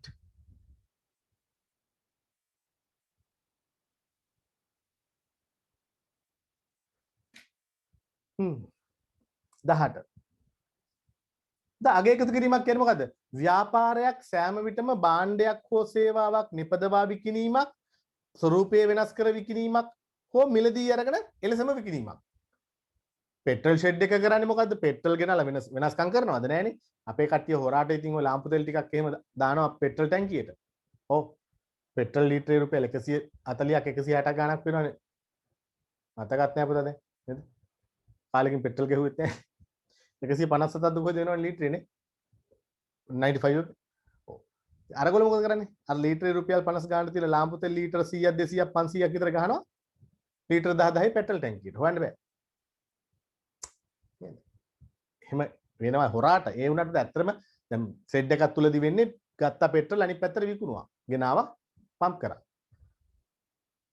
වටිනාකමක් විශේෂයෙන් එකතු වෙන්නේ නැහැ සෝරි ස්වරූපේ වෙනස් වීමක් වෙන්නේ නැහැ එලෙසම විකුණනවා තවත් ඒ වගේ ස්වරූපේ වෙනස් වෙනවා මම අර කිව්වේ පහන් රාත්තලක් ගෙනලා කෑලි කපලා මැද්දට සීනි සම්බල දාලා අර කරි බෑග් එකකට දාලා විකුණනවා කැන්ටින් එකේ අන්න ස්වරූපේ වෙනස් කරා පාම්ම තමයි ස්වරූපේ වෙනස් වුණා ඊළඟට තව කෙනෙක් අමුද්‍රව්‍ය නිමිද්‍රව්‍ය බවට පත් කරනවා. නිෂ්පාදනයේ ප්‍රොඩක්ෂන් එකක් වෙනවා. මොකද්ද? පාම් පිටි ඊස්ට් වතුර ගෙනල්ලා අනලා පාන් හදලා විකුණනවා. ගෙනාවි පාම් පිටි ඊස්ට් වතුර විකුණන්නේ පාන්. එමනම් ස්වරූපය වෙනස් කරන්න පුළුවන්, නිෂ්පාදනයක් නිපදවන්න පුළුවන් හෝ එම නිෂ්පාදනයේම නේද? ලාභාන්තිකයක් සහිතව තව කෙනෙකුට විකුණන්න පුළුවන්. ඔය විදිහට ඇත්තටම ওই මොන කෝකෙන් වුණත් වෙන්නේ මොකද්ද? ඒකට වටිනාකමක් එක් කරන එක. නේද? වටිනාකමක් එක් කරන එක. එhmenan අපි ලියනවා මෙන්න මේ විදිහට. ලියන්නද? මෙය ව්‍යාපාරයක ප්‍රධාන ගති ලක්ෂණයකි. මේ ව්‍යාපාරයක ප්‍රධාන ගති ලක්ෂණ 17 ප්‍රශ්නය. සෝරි 18 ප්‍රශ්නේ. 18. මේ ව්‍යාපාරයක ප්‍රධාන ගති ලක්ෂණයකි.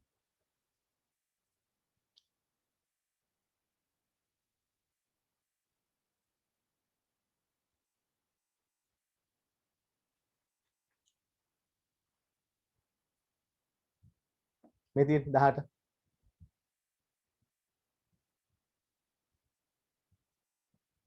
මෙහිදී සිදුවන්නේ අලුත් ඡේදයක් හොඳේ. මෙහිදී සිදුවන්නේ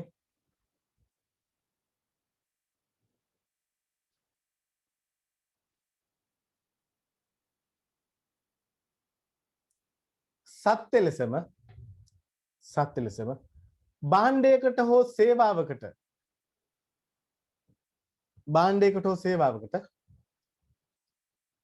නව අගයක් එක් කරලීමයි.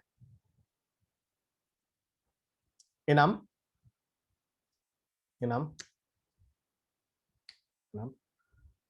පාරිභෝගික උපයෝගීතාවය ඉහළ නැංවීමට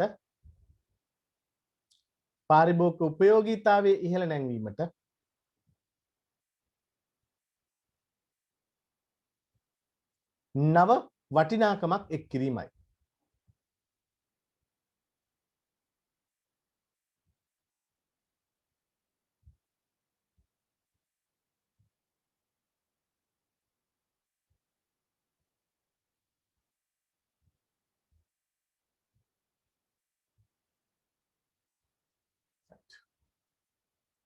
මෙලෙස අගයක් එකතු නොවන්නේ නම්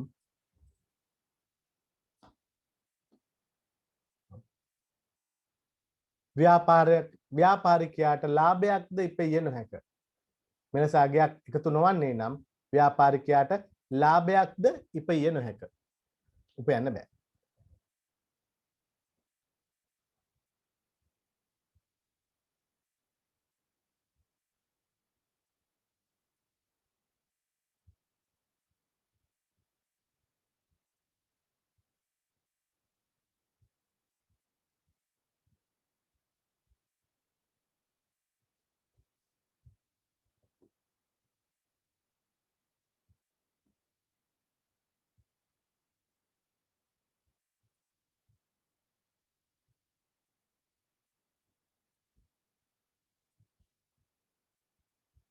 right.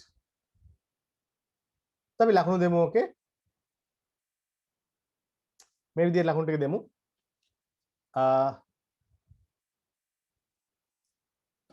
මෙහෙම දෙන්න. ඔතන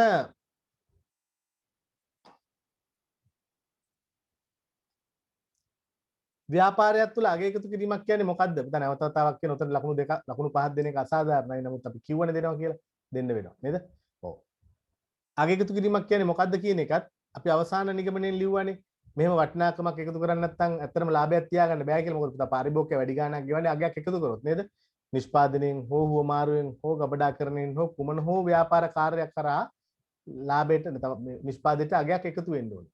ඔය කියන කාරණාවට ලකුණු 3ක් දෙන්න. ලකුණු 5 සාධාරණයි කියලා මටත් තේරෙනවා. නමුත් අපි ලකුණු 5ක් දෙනවා කිව්වනේ. දැන් දෙන්න ඕනේ. right අපි යනවා අපේ ඊළඟ ප්‍රශ්නෙට.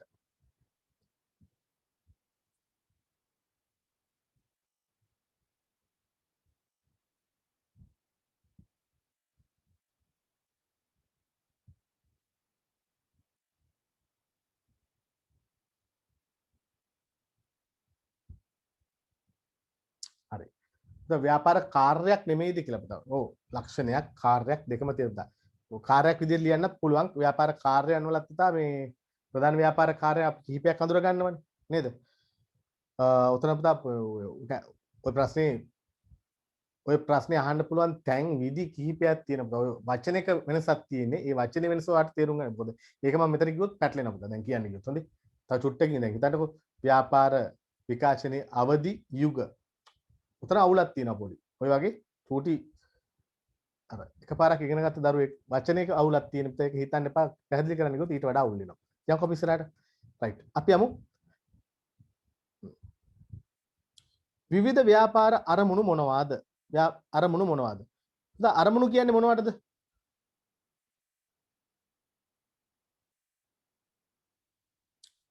අරමුණු කියන්නේ මොනවද දරුවෝ?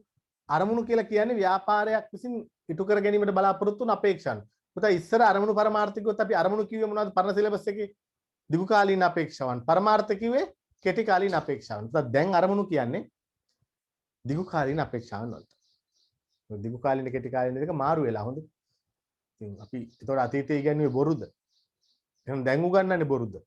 මේ අපි කරපු දෙයක් නෙමෙයි පුතා. මේ ගුරුවත් පොතේම තියෙන කාරණාවක්. ඒ පුතා මේ ඒ දේ ලොකුට හිතන්න එපා. මම අර කිව්වේ පුතා ඉංග්‍රීසි පොත්පත් සිංහලයට ගන්නකොට ඔය needs and wants වලට තියෙන සමහර තේරුම් නේද? අරමුණු පරමාර්ථ නේද? උතන සමහර ලාවට අපිට ඉංග්‍රීසි වචනේ සිංහලයට ගන්නකොට මේකේ තේරුම අරමුණද නැත්නම් පරමාර්ථයද කියන එක අවුලක්. මොකද අරමුණු පරමාර්ථ කියන එක දෙකෙන්ම කියන්නේ අපේක්ෂාවක් ගැනනේ, බලාපොරොත්තුවක් ගැනනේ. ඉතින් උතනදී ඔය වචනෙට ගැලපෙන වචනේ ඉංග්‍රීසි වචනෙට ගැලපෙන්නේ අරමුණුද පරමාර්ථද? ඔන්න ඔහොම ප්‍රශ්නයක් තමයි උතන තිබිලා තියෙන්නේ. නැතු මේ අපේ රටේ මිනිස්සු නොදන්නවා කියන එක නෙමෙයි. අපේ රටේ ඔය ඉංග්‍රීසි පොත්පත් වලින් ගන්නකොට තිබිච්ච වචනේ භාවිතා කිරීම පිළිබඳ ගැටලුවක් තිබිලා තියෙනවා. නේද? ඉතින් සිංහලේ දන්න කෙනෙක් කවුරු හරි කෙනෙක් ඔය වචනේ තේරුම කිව්වට පස්සේ මම හිතන අලුත් සිලබස් එකට මේ වචනේ නිවැරදි කරලා දාන්න ඇති. කොහොම වුණත් කමන්නේ අපි අතීතේ අරමුණු කියලා කිව්ව පුතා කෙටි කාලීන අපේක්ෂාවන් පරමාර්ථ කිව්වේ දිගු කාලීන අපේක්ෂාවන්. සෝරි නේද? අරමුණු පරමාර්ථ. ඒ වගේ අරමුණු පරමාර්ථ වල පොඩි වෙනසක් තිබුණා. දැන් ඒව ලොකුට හිතන්න එපා නේද? රයිට්. අපි යනවා අරමුණු. ව්‍යාපාර වලට විවිධ අරමුණු තිබිය හැකිය. නේද? තියෙන්න පුළුවන්. ඔව්. එහෙමනම් බලමු. ව්‍යාපාර අරමුණු මොනවද? නම් කිරීමක් කරා නම් ඇති. නේද? ව්‍යාපාරිකයෙකු විසින් ඉටු කර ගැනීමට බලාපොරොත්තු වන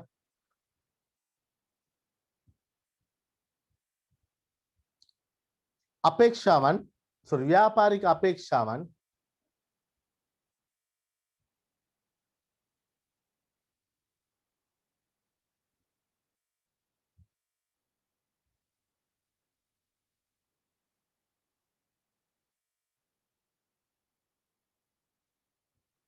මීට අයත් වේ.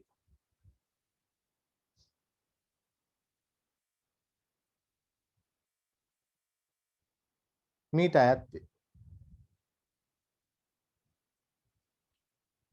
මේවා කිහිපයකි. මේවා කිහිපයකි.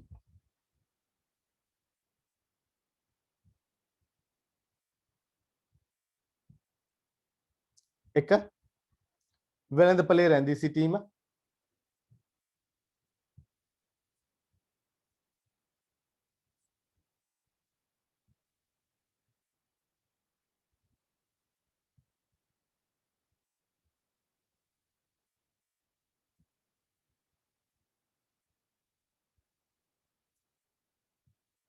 ඊළඟ ලාභ උපරිම කිරීම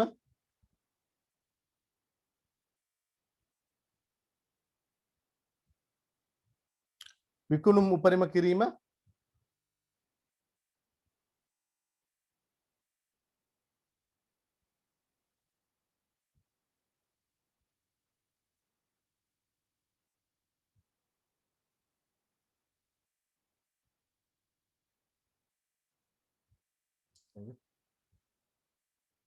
ව්‍යාපාරිකයාගේ පෞද්ගලික තෘප්තිය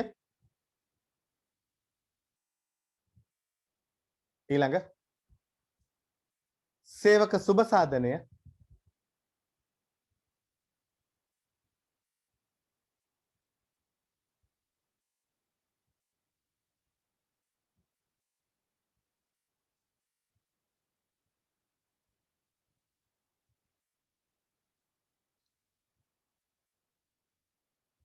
වෙළඳපොළ කොටස වැඩි කර ගැනීම.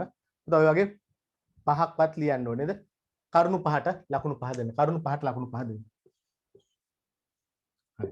අර දරුවෝ දෙන්නෙක් විතර ප්‍රශ්නයක් අහලා තියෙනවා මම එතනට උත්තරේ දීලා මම යන්න. ආපහු යන්නකෝ අර පරණ ප්‍රශ්නෙට. එතන පොඩි නෝට් එකක් දාගමු නැත්නම් ඔක පැටලෙනවා ඔයාලට. ප්‍රශ්නේ මොකද්ද? ඔව් 18 ප්‍රශ්නේ ව්‍යාපාරයක සිදුවන අගය එකතු කිරීම යන්නේ කුමක් අදහස් වේද? අහන්න පුතා මේ අගය එකතු කිරීම කියන එක ව්‍යාපාරයක ආකාර දෙකකින් බලපාන. මම ඔයාලට කිව්වේ අර එකම විදිය තමයි නේද? වටිනාකම් නිර්මාණය කිරීම කියන එක මොකද්ද? නේද? පුතා උතන වටිනාකම් නිර්මාණය කිරීම කියන එක ව්‍යාපාරයක තියෙන ලක්ෂණයක්. නේද? ව්‍යාපාරයක තියෙන ප්‍රධාන ලක්ෂණයක් වටිනාකම් නිර්මාණය කිරීම. ඔය 18 වෙනි ප්‍රශ්නේ ගාවින් ලියා ගන්න පුතා. 18 වෙනි ප්‍රශ්නේ ගාවින් ලියා ගන්නකො. වටිනාකම් නිර්මාණය කිරීම කියලා. එතන ලියා වටිනාකම් නිර්මාණය කිරීම. අගය එකතු කිරීම නොත් වටිනාකම් නිර්මාණය කිරීම. හොඳේ? රයිට්. එතකොට තමයි ඔය කියන උත්තරේ එන්නේ. අපි ලියපු උත්තරේ. හොඳේ? ඊට පස්සේ ඒ උත්තරේ ගාවින්ම පොඩි නෝට් එකක් දාගන්න රතු පාට පෑනක් අරගෙන ඔය වටිනාකම් නිර්මාණය කිරීම කියන එකට අගය එකතු කිරීමක් වෙනවා. හොඳේ? රතු පාට පෑනක් කරන් නෝට් එකක් දාගන්න වටිනාකම් නිර්මාණය අගය එකතු කිරීම. මම නොකිය හිටියේ දෙක පැටලෙන නිසා. හොඳේ? කමක් නැහැ ප්‍රශ්න අහලා තියෙන නිසා කියන්න. රයිට්. අහන්නකො. ඔන්න ඒක හරි. වටිනාකම් නිර්මාණය කිරීම. ලියන්න රතු පාට පෑනින් පොඩි නෝට් එකක් දාගන්න එතනින්. මේ 18 ප්‍රශ්නේ ගාවින්මයි. 18 ප්‍රශ්නේ නේද? ප්‍රශ්නක 18. ලියන්න. පුතා ලියන්න දරුවෝ. මේ 18 ප්‍රශ්නේ උත්තරේ ගාවින්ම ලියා ගන්න. ලියන්න. ව්‍යාපාරයක් තුල සිදුවන ප්‍රධාන කටයුතු දෙකක් හඳුනාගත හැකියි. පුතා ව්‍යාපාර කාර්යයන් නෙමෙයි පටල ගන්න එපා. හොඳේ බලන්නකෝ. කාර්යයන් හා කටයුතු. පැටලෙයි. හොඳේ ඔය කටයුතු. හොඳේ. තා කරන්න දෙයක් නෑ. ඉංග්‍රීසි භාෂාවේ වචන ගොඩක් තිබ්බට සිංහල භාෂාවේ තියෙන වචන කිහිපයයි. ඔක පාවිච්චි කරන්න වෙනවනේ. නේද? ඔව්. ව්‍යාපාරයක් තුල සිදුවන ප්‍රධාන ව්‍යාපාර කටයුතු දෙකකි. එක පුද්ගල අවශ්‍යතා හා උවමනා තෘප්තිමත් කිරීම.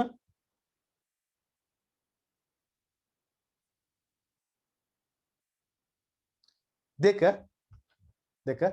සම්පත් වලට අගයක් එකතු කිරීම.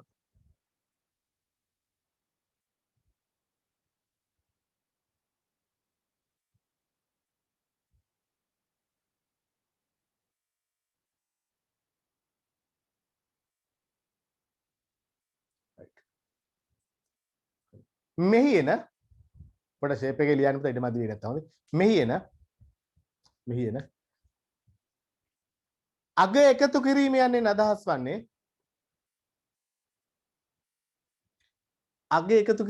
අදහස් වන්නේ නිෂ්පාදන සම්පත් නොහොත් යෙදවුම් වල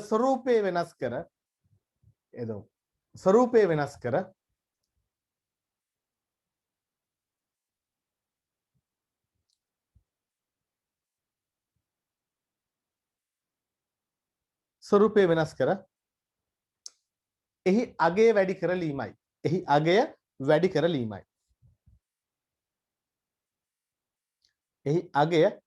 කරලීමයි.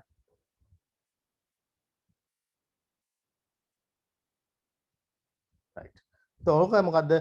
ව්‍යාපාර කටයුතු දෙකක් තියෙනවා. කාර්යයන් නෙමෙයි කටයුතු දෙකයි. ඒ කටයුතු දෙකෙන් එකක් තමයි අවශ්‍යතා හා වුමනා තෘප්තිමත් කිරීමයි සම්පත් වල අගය එකතු කිරීමයි නේද? අගය එකතු කිරීම කියන්නේ එහෙම එකක්. අපි තා පොඩ්ඩකින් ওই ප්‍රශ්නේ සාකච්ඡා කරනවාද කොහෙද? මම මතක විදිහට ඔය ප්‍රශ්නේ දාන්න නැති මම. බලමු නැත්නම් පල්ලේ හරි ඇති. right බලමු එහෙනම් අපි යනවා ඊළඟට අරමුණු කතා කරා.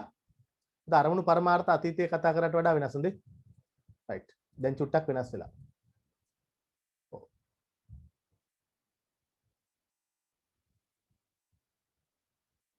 20 ආර්ථිකයක පැවැත්මට ව්‍යාපාරවල දායකත්වයේ විමසන්න.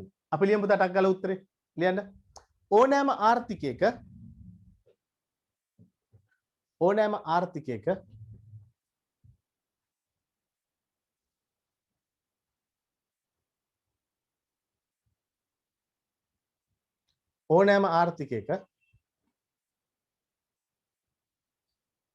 ව්‍යාපාරවල දායකත්වය එහි පැවැත්මට අතිශය වැදගත් වේ. ඕනෑම ආර්ථිකයක ව්‍යාපාරවල දායකත්වය එහි පැවැත්මට අතිශය වැදගත් වේ.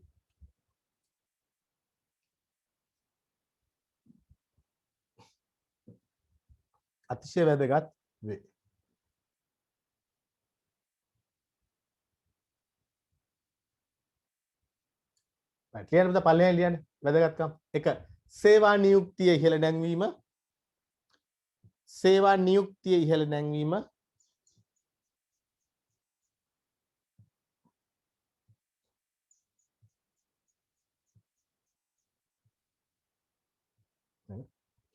සංකීර්ණ උවමනාවන් තෘප්තිමත් කරලීම සංකීර්ණ උවමනාවන් තෘප්තිමත් කරලීම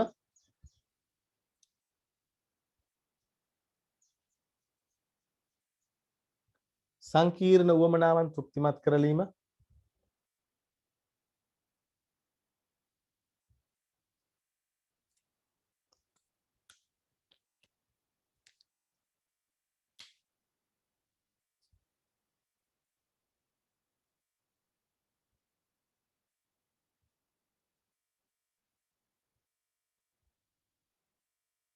නව්‍යතා සම්පාදනය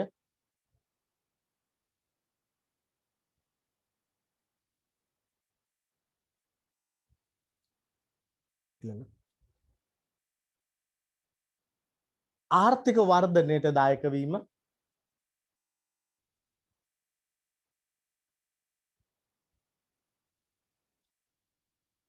ඊළඟ පර්යේෂණ හා සංවර්ධන කටයුතු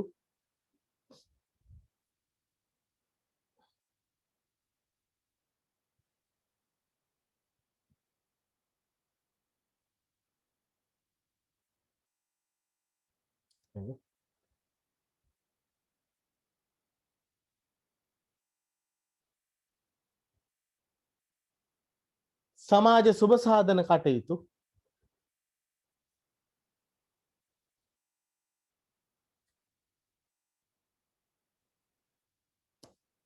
සමාජ සුබ සාධන කටයුතු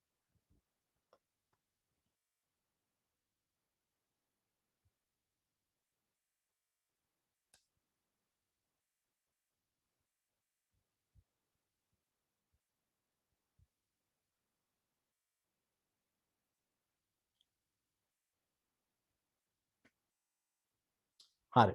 ඔන්න ඕවා තමයි ආර්ථිකයේ පැවැත්මට ව්‍යාපාරවල දායකත්වය. එකකට එක ගානේ ලකුණු 5ක් දෙන්න තරම් නැතු. ඡේදයට ලකුණු දෙන්න එපා. ලකුණු 5 දෙන්න එක කරුණකට එක ගානේ දෙන්න ටක් ගාලා. පුතා අපි 21 වෙනි ප්‍රශ්නෙට ලිව්වද? පුතා බලන්නතර 21 ප්‍රශ්නෙට ලිව්වද අපි? කවුරු හරි කෙනෙක් දාන්නකෝ. 21ට ලිව්වද? 21 ලියලා නෑලු. දැන් මට මතකයි ලිව්වා කියලා. ස්වයං පෝෂිත ආර්ථික ක්‍රමයක් කරන කුමක්ද කියන එක? නෑ. රයිට් අපි එහෙම ලියමු 21 වෙනි ප්‍රශ්නේ. දැන් පුතා 21 ප්‍රශ්නේ. ස්වයං පෝෂිත ආර්ථික ක්‍රමයක් පුතා ටට්ටක් ගාලා යන්න පුළුවන්. ඔයාලට මහලුකු පැහැදිලි කිරින්නේ නෑ. විභාගයේ ජීවිතේට ලකුණු 5ක් දෙන්නෙත් නෑ. හොඳයි අපි දුන්නට. ලියන්න. කිසියම් රටක්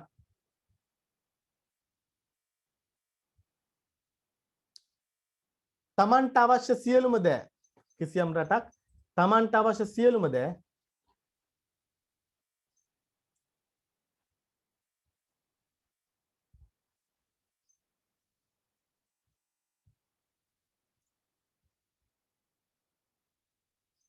කිසියම් රටක් තමන්ට අවශ්‍ය සියලුම දෑ තම රට තුළම නිපදවා ගන්නේ නම් තම රට තුළම නිපදවා ගන්නේ නම් තම රට තුළම නිපදවා ගන්නේ නම්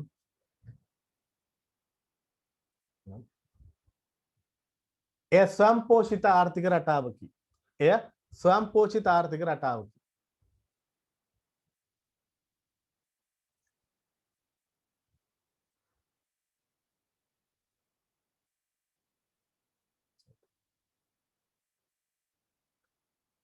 ෆුල් ස්ටොප් එකක් තියලා ලියන්න පුතා. එහෙත්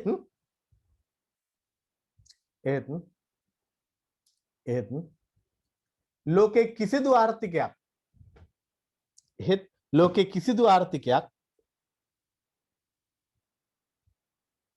එහෙත් ලෝකේ කිසිදු ආර්ථිකයක් 100% ස්වයංපෝෂිත භාවයක් නොපෙන්වයි.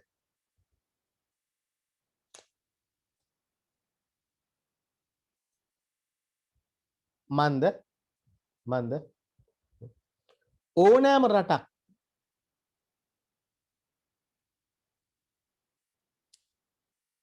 වෙනත් රටක් හෝ නිෂ්පාදිතයක් මත වෙනත් රටක් හෝ නිෂ්පාදිතයක් මත කිසියම් ප්‍රමාණයක පරායත්තතාවයක් දක්වයි. කිසියම් ප්‍රමාණයක අන්තර් පරායත්තතාවයක් දක්වයි. අන්තර් පරායත්තතාවය කියන පුතා එක්කෙනෙක් මත තව කෙනෙක් රැඳෙනවා කියන එක. නේද? අන්තර් පරායත්තතාවයක් අන්තර් පරායත්තතාවයක් දක්වයි.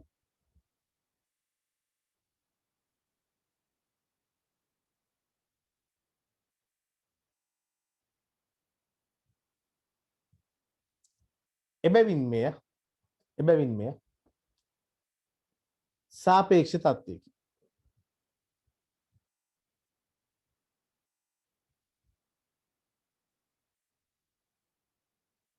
ඔබ තව කියන විදිහට ලෝකේ සමහර රටවල් ස්වයංපෝෂිත රටවල් කිව්වට 100%ක් ස්වයංපෝෂිත රටවල් ලෝකේ කොහෙවත් නැහැ. කියුබාවට උනත් පුතා තනියෙන් ජීවත් වෙන්න බෑ. සමහර දේවල් පිට රටින් ගන්න නැතුව. රයිට් අපි යමු. අපි 22 වෙනි ප්‍රශ්නෙට ලකුණු 5 දෙන්න පුතා පැහැදිලි කිරීමට. සාමාන්‍ය විභාග දියෝගයක් આવොත් ලකුණු 2ක් 3ක් උපරිම දෙන්නේ. යමු. තුන්වෙනි ප්‍රශ්නේ ස්වයංපෝෂිත ආර්ථික ක්‍රමය තුළ ඍජු නිෂ්පාදනයක් සිදුවේ මෙයින් කුමක් අදහසේද?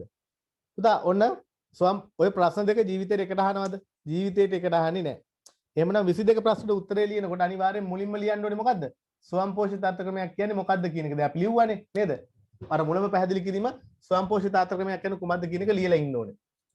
අනිවාර්යෙන් ස්වයංපෝෂිත ආර්ථික ක්‍රමයක් කියන්නේ මොකද්ද කියන එක ලියන්න ඕනේ. එහෙමනම් ඉස්සෙල්ලාම කරන්න ඕනේ ස්වයංපෝෂිත ආර්ථික ක්‍රමයක් කියන එක පැහැදිලි කරලා ලකුණු දෙකක් දීලා ඉන්න පුතා. ලකුණු දෙකක් දෙන්න. විභාගෙදී ඔක දෙනවා ලකුණු දෙකක්. නේද? ස්වයංපෝෂිත ආර්ථික ක්‍රමය පැහැදිලි කරලා ලකුණු දෙකක් දෙන්න.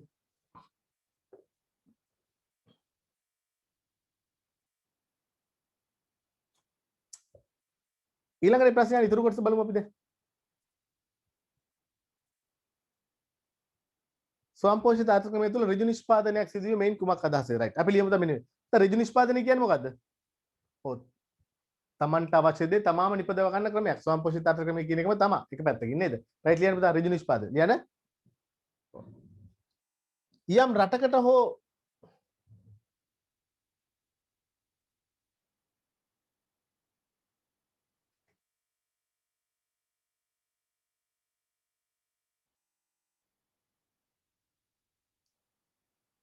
යම් රටකට හෝ පුද්ගලයෙකුට හෝ ආයතනයකට අවශ්‍ය දෑ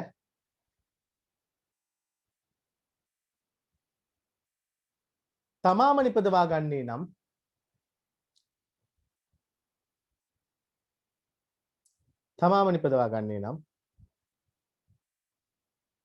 එය ඍජු නිෂ්පාදනයකි.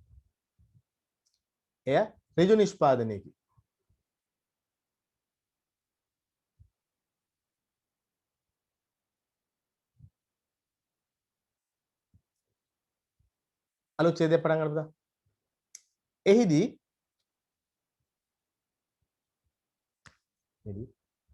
යම් රටක්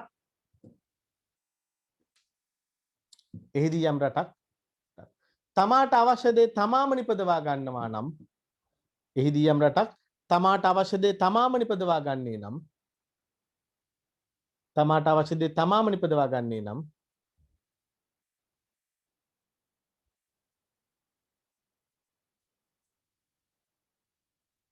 ඒ ඍජු නිෂ්පාදනයක් වන බැවින් ඒ ඍජු නිෂ්පාදනයක් වන අතර නිපදවා ගන්නේ නම් ඒ ඍජු නිෂ්පාදනයක් වන අතර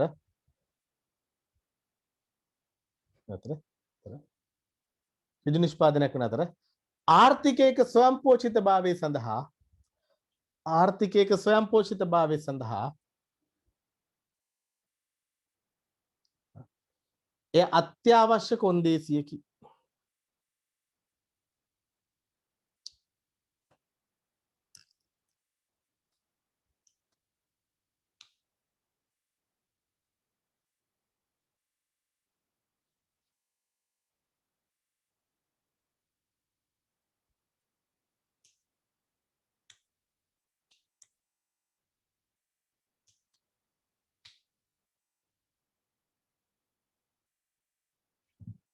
right.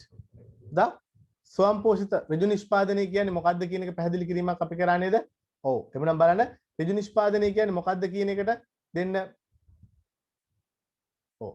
ඍජු නිෂ්පාදනය කියන්නේ මොකද්ද කියන එකට ලකුණු දෙකක් දෙන්න. ඍජු නිෂ්පාදනය කියන එක පැහැදිලි කරා මොකද්ද? රටකට හෝ පුද්ගලයෙකුට හෝ ආයතනයකට තමන්ට ඕන දේ තමන්ම හදාගන්න නේද? ඍජු නිෂ්පාදනය. ලකුණු දෙකක් දෙන්න. අපි පැහැදිලි කිරීම කරා. ඊළඟ ප්‍රශ්න තව කැලලක් තියෙනවනේ.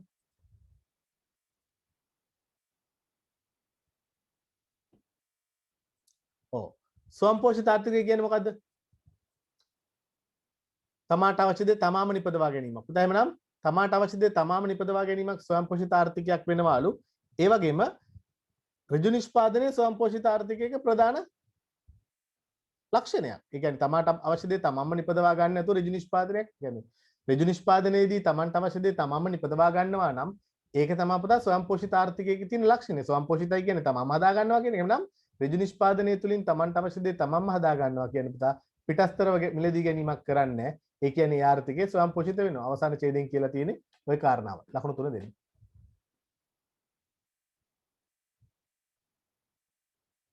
right.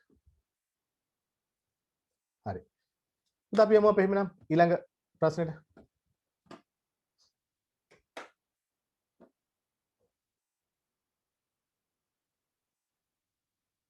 විසිතුන පුද්ගල විශේෂීකරණය තුළින් ඵලදායීතාවය ඉහළ යන එකද? උදා පුද්ගල විශේෂීකරණය කියන්නේ මොකක්ද දරුවෝ?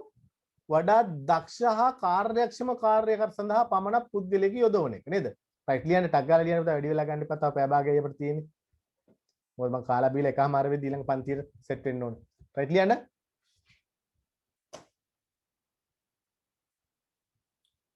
පුද්ගල විශේෂීකරණය යනු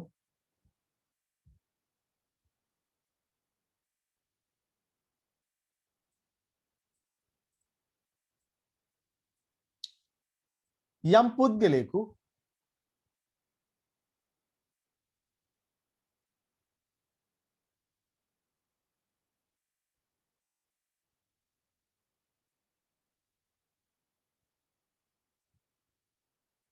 පුද්ගල විශේෂීකරණ යම් පුද්ගලයෙකු වඩා දක්ෂ හා කාර්යක්ෂම කාර්ය සඳහා පමණක් යෙදවීමයි.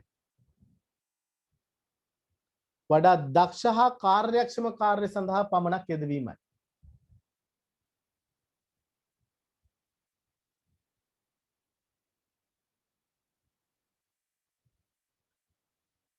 බොහෝ විට ශ්‍රම විභජනයත් සමග බොහෝ විට ශ්‍රම විභජනයත් සමග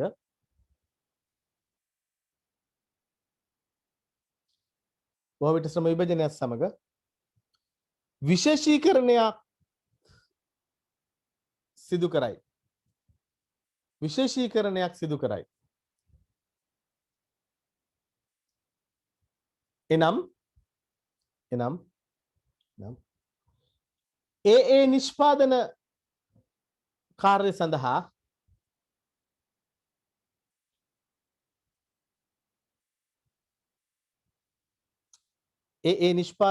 සඳහා වෙන වෙනම පුද්ගලයන් පත් කරයි. නිෂ්පාදන කාර්ය සඳහා වෙන වෙනම පුද්ගලයන් පත් කරයි. මේ හේතුවෙන්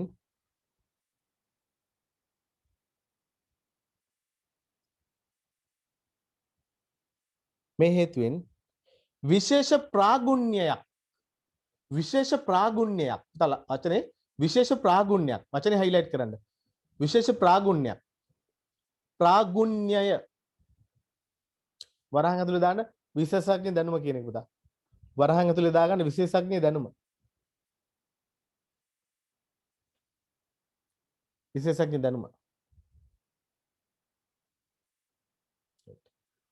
විශේෂ ප්‍රාගුණ්‍යයක් නැත්නම් විශේෂඥ දැනුමක් බිහි වේ. එහි ප්‍රතිඵලයක් ලෙස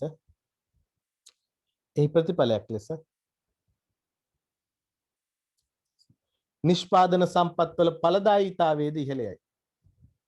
එහි ප්‍රතිඵලයක් ලෙස නිෂ්පාදන සම්පත්වල ඵලදායීතාවයේද ඉහළ යයි.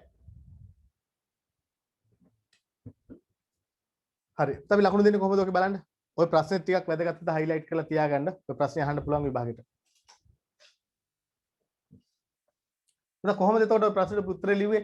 පුද්ගල විශේෂීකරණය කියන්නේ වඩාත් දක්ෂ හා කාර්යක්ෂම කාර්යයට පමණක් යෙදවීම. ලකුණක් දෙන්න. ඔව්. විශේෂයෙන්ම ශ්‍රම විභජනය කියන ක්‍රියාවලියේදී කෑලි කෑලි වලට කඩනවා අපි දන්නවා.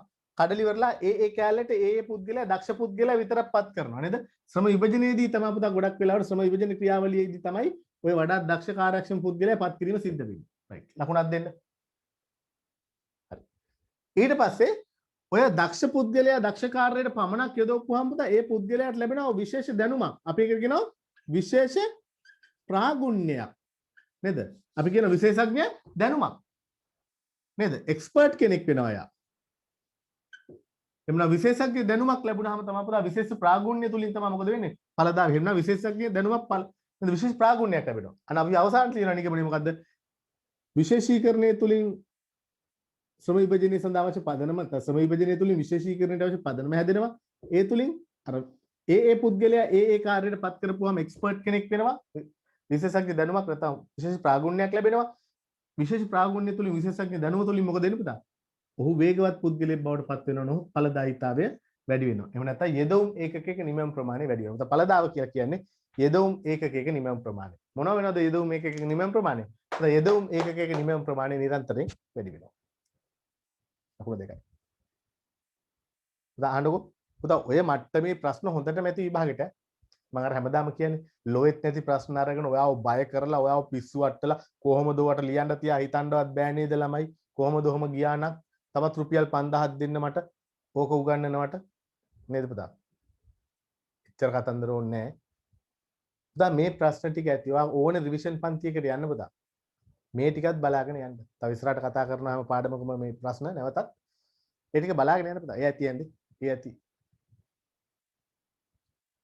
අපිව ගණන් ගන්න නැතුව ඉන්න දරුවෝ ගණන් ගන්න නැතුව ඉන්න ඊළඟ අවුරුද්දේ අපිව ගණන් ගන්නවද මේ අවුරුද්දේ ගණන් ගන්න. මොකද මතක තියාගන්න අනුමාන කලාවේ අනුමානවල තාමත් අපි එක ලංකාවේ. කිසිම කෙනෙකුට අපේ ළඟටවත් එන්න බෑ. ඒකට හේතුත් තියෙනවා. අනුමාන වලින් අපි එකට ඉන්නේ. උත්තර ලියන එකෙන් නොගේ කොට අපි එකට ඉන්නේ. කාටවත් එක නෑ කියන්න බෑ පුතා. එහෙම නැත්තම් ඉතින් ගුරුවරු තමන්ගේ ළමයි අපේ පන්තියට එවන්නේ නෑනේ පුතා. නේද? ඇවිල්ලා බලන්නකො පන්තියට පටන් ගත්තාම රයිට් අපි යනවා අපේ ඊළඟ ප්‍රශ්නෙට 24 පුද්ගල විශේෂීකරණේ හුවමාරුවේ පදනම වේ පදනම වන්නේ මන්ද පුතා පුද්ගල විශේෂීකරණය කියන්නේ මොකද්ද පැහැදිලි කරලා ඉන්න පුද්ගල විශේෂීකරණය කියන්නේ මොකද්ද වඩා දක්ෂ හා කාර්යක්ෂම කාර්ය සඳහා පමණක් පුද්ගලයා නිරත කරමින් අපි ලියමු පුතා උත්තරේ ගාන්ට පිළිවෙලට ලියන් යනකොට ඔටෝමැටිකලි ඔයාලට ලකුණු 5 හම්බෙයි.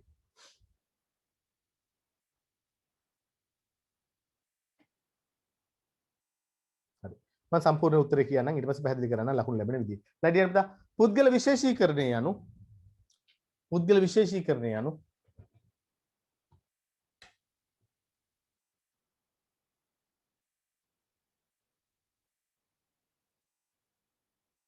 යම් පුද්ගලයෙකු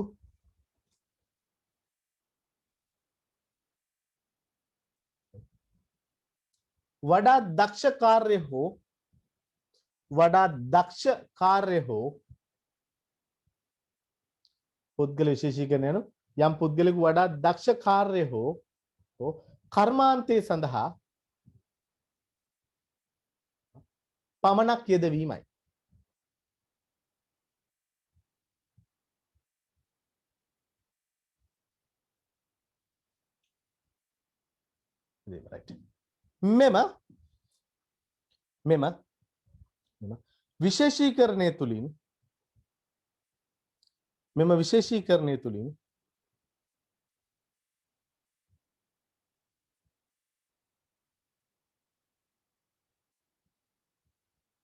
මෙම විශේෂීකරණය තුලින් භාණ්ඩ අතිරික්තතාවයන් බිහිවිය. මේ විශේෂීකරණය තුලින් භාණ්ඩ අතිරික්තතාවයන් බිහිවිය.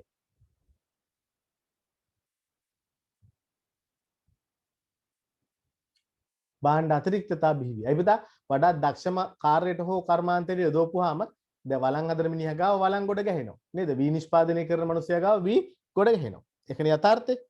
නේද? ඔව්. අතිරික්ත නිෂ්පාදන බිහිවිය. ලියන්න පුතා. එම අතිරික්තය ලියන්න. එම අතිරික්තය තවත් අතිරික්තයක් සමග හුවමාරු කර ගැනීම තුළින්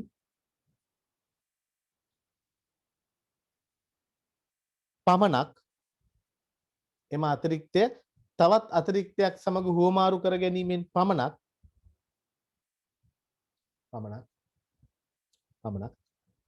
පුද්ගල උවමනාවන් තෘප්තිමත් කරගත හැකි විය. පුද්ගල උවමනාවන් තෘප්තිමත් කරගත හැකි විය.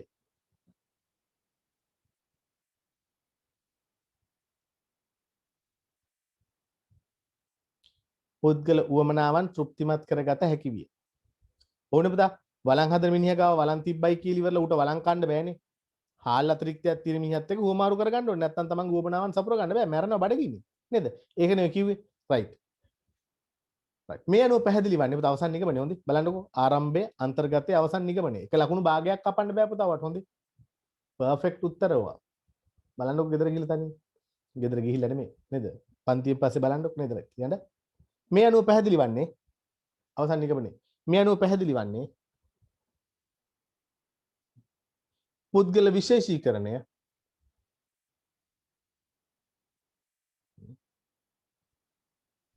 හුවමාරුවේ පදනම වන බවයි. පුද්ගල විශේෂීකරණය හුවමාරුවේ පදනම වන බවයි.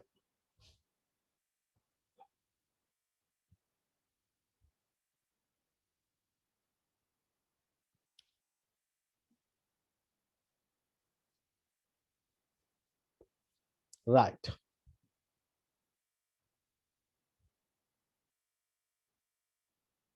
හරි. ඔද ඊළඟ අහන ප්‍රශ්නයක් 25 ව්‍යාපාර විකාශනයේ මුල්ම අවස්ථාව මොකක්ද කියලා නේද? පුතා මොකක්ද ව්‍යාපාර විකාශනයේ මුල්ම අවස්ථාව? සමාවෙන්න. ලකුණු ටික දෙන්න එපා ඉස්සෙල්ලා එකේ. අපි කොහොමද ලකුණු දෙන්නේ පුතා බලන්න.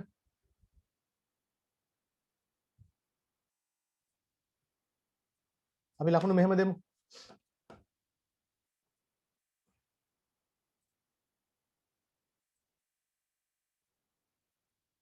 ඔව්. පුතා පුද්ගල විශේෂීකරණය කියන එකට ලකුණු පුද්ගල විශේෂීකරණය කියන එකට ලකුණු දෙකක් දෙන්න.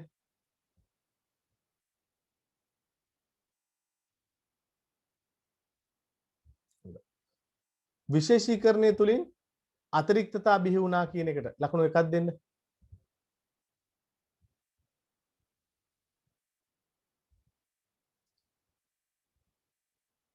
එම අතිරික්තතා හුවමාරු කර ගැනීම අත්‍යවශ්‍ය වුණා පුතා. මොකද නැත්තම් ජීවත් වෙන්න බැරි වුණා නේද? අතිරික්තතා හුවමාරු කර ගැනීම අත්‍යවශ්‍යතාවයක් ඇති වුණා. මොකද අතිරික්තතාවේ තවත් අතිරික්තතාවයක් ගණනු කර ගන්න ඕනේ වුණා. ඒකට අපි කියන හුවමාරුව කියලා. ඒක නිසා අපි හුවමාරුව තමයි විශේෂීකරණයේ පදනම නේද? sorry විශේෂීකරණය තමයි හුවමාරුවේ පදනම කියන අවසන් නිගමනය නේද? ලකුණු දෙක දෙන්න. 2යි 3යි 5යි.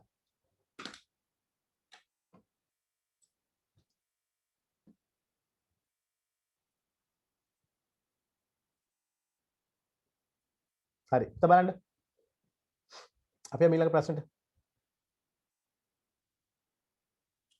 ව්‍යාපාර විකාශනයේ මුල්ම අවස්ථාව මොකද්ද පුතා? ඔව්. තනි පේලියක් වචන දෙකක් තුනකින් ලියන්න පුළුවන්. මොකද්ද? ව්‍යාපාර විකාශනයේ මුල්ම අවස්ථාව භාණ්ඩ හුවමාරුවයි. නමුත් අපිට ඔක උත්තරේ ලකුණු 5කට ලියන්න ඕනේ නිසා අපි මෙහෙම ටිකක් ගලපලා ඇදලා උත්තරයක් ලියනවා. දැන් ලියන්න උත්තරේ. යන්න. ව්‍යාපාර විකාශනය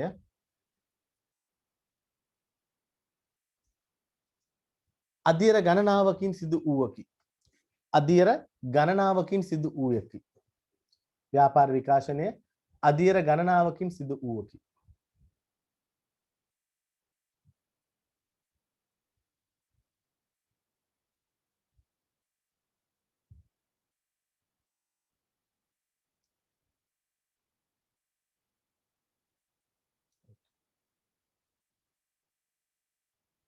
ලියන්න අලුත් ඡේදයක් හරි ෆුල් ස්ටොප් එකක් තියලා හරි ලියන් යන්න. මෙහිදී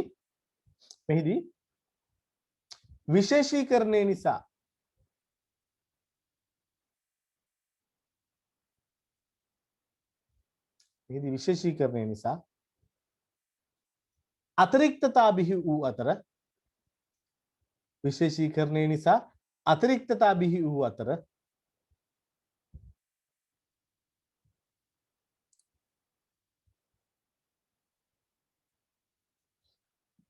අතිරික්තතා බිහි වූ අතර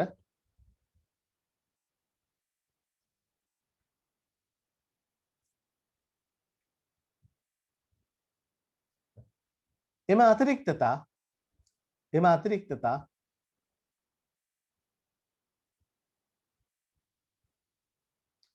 එකිනෙකා අතර හුවමාරු කර ගැනීම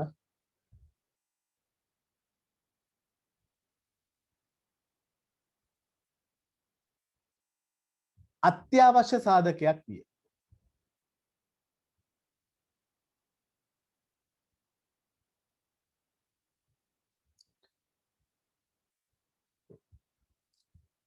full stop එකක් තියන්න full stop එකක් තියලා ලියන්න. මේ අනුව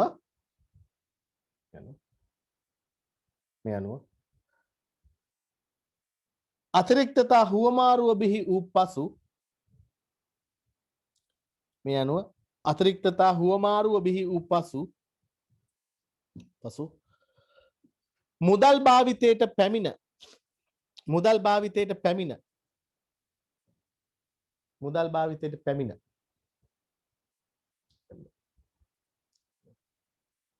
වර්තමානයේ දක්වා ව්‍යාපාර විකාශනය වුවද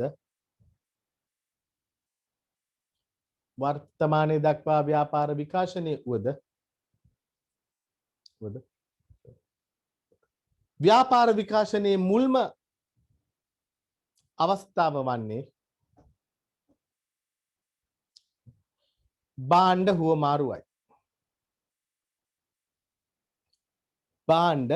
හුවමාරුවයි.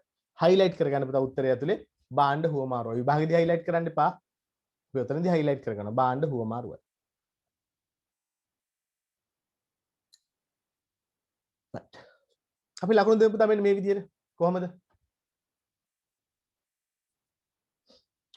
ලකුණු දෙන්න. ව්‍යාපාර විකාශනයේ අධීර ගණනාවකින් සිද්ධ වුණාලු. ලකුණු පහක් දෙන්නේ නැහැ ওই ප්‍රශ්නෙට. නමුත් අපි දෙන්න එපා නේද? අධීර ගණනාවකින් සිද්ධ වුණා එක ලකුණක් දෙන්න. ඊළඟ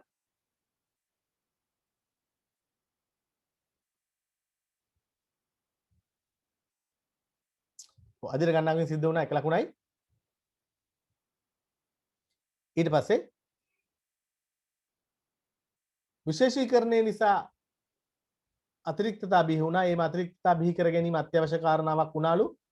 විශේෂම උවමනා සපුර ගන්න නේද? ලකුණු දෙකක් දෙන්න.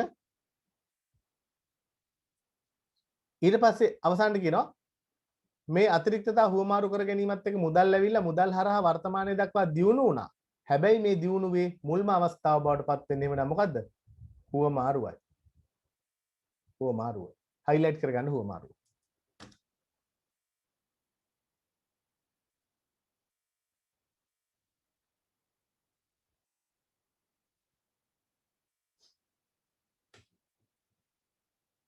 right.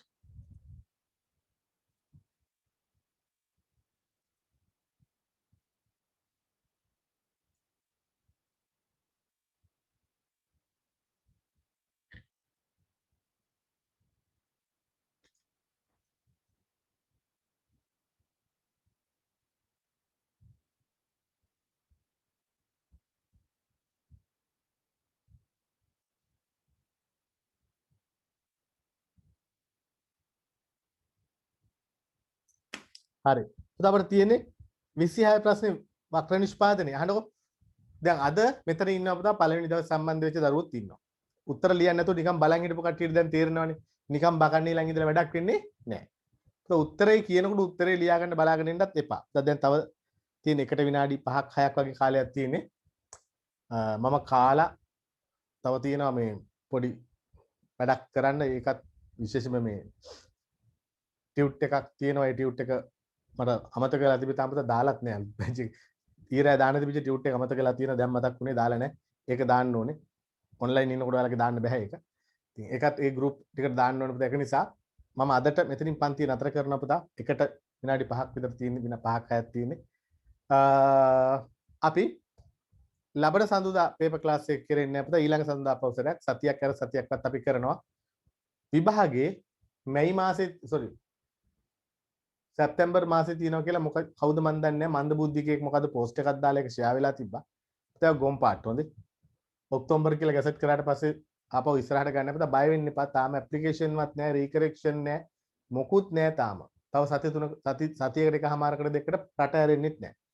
ඒකයි කියන්නේ හොඳේ ඔන්ලයින් ට්‍රාන්ස්ෆර් කරන්න කියන්නේ තව සති දෙකකට විතර රට ඇරෙන්නේ නැහැ. කොහොම හරි කරලා පුතා මොන ක්‍රමයක් හරි ගහලා අද හෙට බැංක් වලට සල්ලි දාගන්න පුතා ඉස්සරහට සංචරණ සීමා තවත් වැඩි කරොත් එළියටවත් බහින්න බැරි වෙනවා. එතකොට යාට වෙන්නේ මොකද්ද? තව සතියක් දවස් කිහිපයක් යද්දි අපි කොහොමත් පුතා හැමදාම දෙන්නේ නැහනේ. පුතා ද්විතීක සමපාතයක් කියන්නේ මොකද්ද කියලා අහනවා. ද්විතීක සමපාතයක් කියන්නේ පුතා දෙපාර්ශවයේ උවමනාවන් ගැලපෙන්න ඕනේ. මම ඔයත් එක්ක උවමාරුවක් කරගන්න ඔයාගේ මගේ උවමනාවන් ගැලපෙන්න ඕනේ. ඒකට තමයි ද්විතීක සමපාතයක් නැත්නම් ද්විතීක සමපාතයක් කියන්නේ. හරි. අහනකො පුතා තව ඉස්සරහට තව දවස් දෙකක් ඇද්දි ඔයා දකින්න ඇතින් ડોක්ටර්ස්ලා කියනවා තව වැඩි කරන්න කියලා. එළියටවත් බහින්න යන්න දෙන්නේ නැහැ. රස්සාවකටවත් යන්න දෙන්නේ නැහැ ඉස්සරහට. එතකොට කොහොමත් ඔයාට පන්තිය කරගන්නම බැරි වෙයි. ඒ නිසා අද හෙටම පුතා මොකක් හරි ගේමක් ගහලා අපේ පන්තිය හෝ යන ඕනේ පන්තියකට සල්ලි ටික දාලි වරලා ඉදිරි මාසේ ගෙදර ඉඳලා ඉගෙන ගන්න වාතාවරණය හදාගන්න. දැන් මුදල් දාන දරුවන්ට අපි මාසෙටම අවශ්‍ය ඩේටා ප්‍රමාණය ලබා දෙනවා. අවශ්‍ය දරුවෝ විතරක් ගන්න පුතා. අනිත් දරුවන්ට දෙන්න හැමෝටම දෙන්න ගියොත් ඒක කරන්න බැරි වෙනවා. මොකද අපිට ලිමිට් එකක් තියෙනවා පුතා ඩයලොග් එකේ මොබිටෙල් එකේ.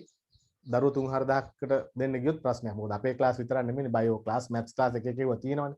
ඒක නිසා ඒවටත් දෙන්න වෙනවා. නේද? ඔව්. දෙසැම්බර් වලට කල්යයිද කියලා අහන පුතා. සමහරට ඊටත් පහුවෙයි. කියයි ඔක්තෝබර් තියෙනවා, නොවැම්බර් තියෙනවා කියලා පුතා කරන්න බෑ හොඳේ. කරන්න බෑ. කොහොමද කරන්නේ ඔක්තෝබර් නොවැම්බර්? අර ගිය පාරත් කරේ හෙට තියෙනවා අනිද්දා තියෙනවා නෑ අපි වෙනස් කරන්නෙම නෑ කියලා මොකද කරේ? ඔක්තෝබර් වලට දැම්මා. ඒ වගේ තමයි පුතා. නොවැම්බර් දෙසැම්බර් මාස දෙකක් දාන්න වෙනවා ඉස්සරහට නැත්තම් කරන්න බෑ. අඩුම දෙසැම්බර් ජනවාරි වෙයි. හිතන්න එපා පුතා කවදා තිබ්බත් විභාගෙට මොන අභියෝගය ආවත් ඒකට මුහුණ දෙන්න අපි ලෑස්තියි. ඊට ඉස්සෙල්ලා විභාගෙට ඉස්සෙල්ලා මොන අභියෝගය ආවත් ඔයා විභාගෙට සූදානම් කරලා ඒ තුනකට අවශ්‍ය පරිසරය හදලා දෙනවා. ඔක්තෝබර් තිබ්බත් ඒක කරනවා. ඔක්තෝබර් තියෙන්නේ නැහැ තිබ්බත් කරනවා. ඒක නයි කතා කරන්නත් එපා අහලා වැඩකුත් නැහැ. හරි එම්නම් අපි ලබන සතියේ සමාවෙන්න අද කවද සඳහන් බ්‍රහස්පතින්දා පන්තියේදී නැවත හමු වෙමු අපි. එමනම් හැමෝටම සුබ දවසක්. අයිබෝන්. උත්තර ලියපු නැති කට්ටිය අනිවාර්යෙන් උත්තර ලියන්න. රයිට් අයිබෝන්.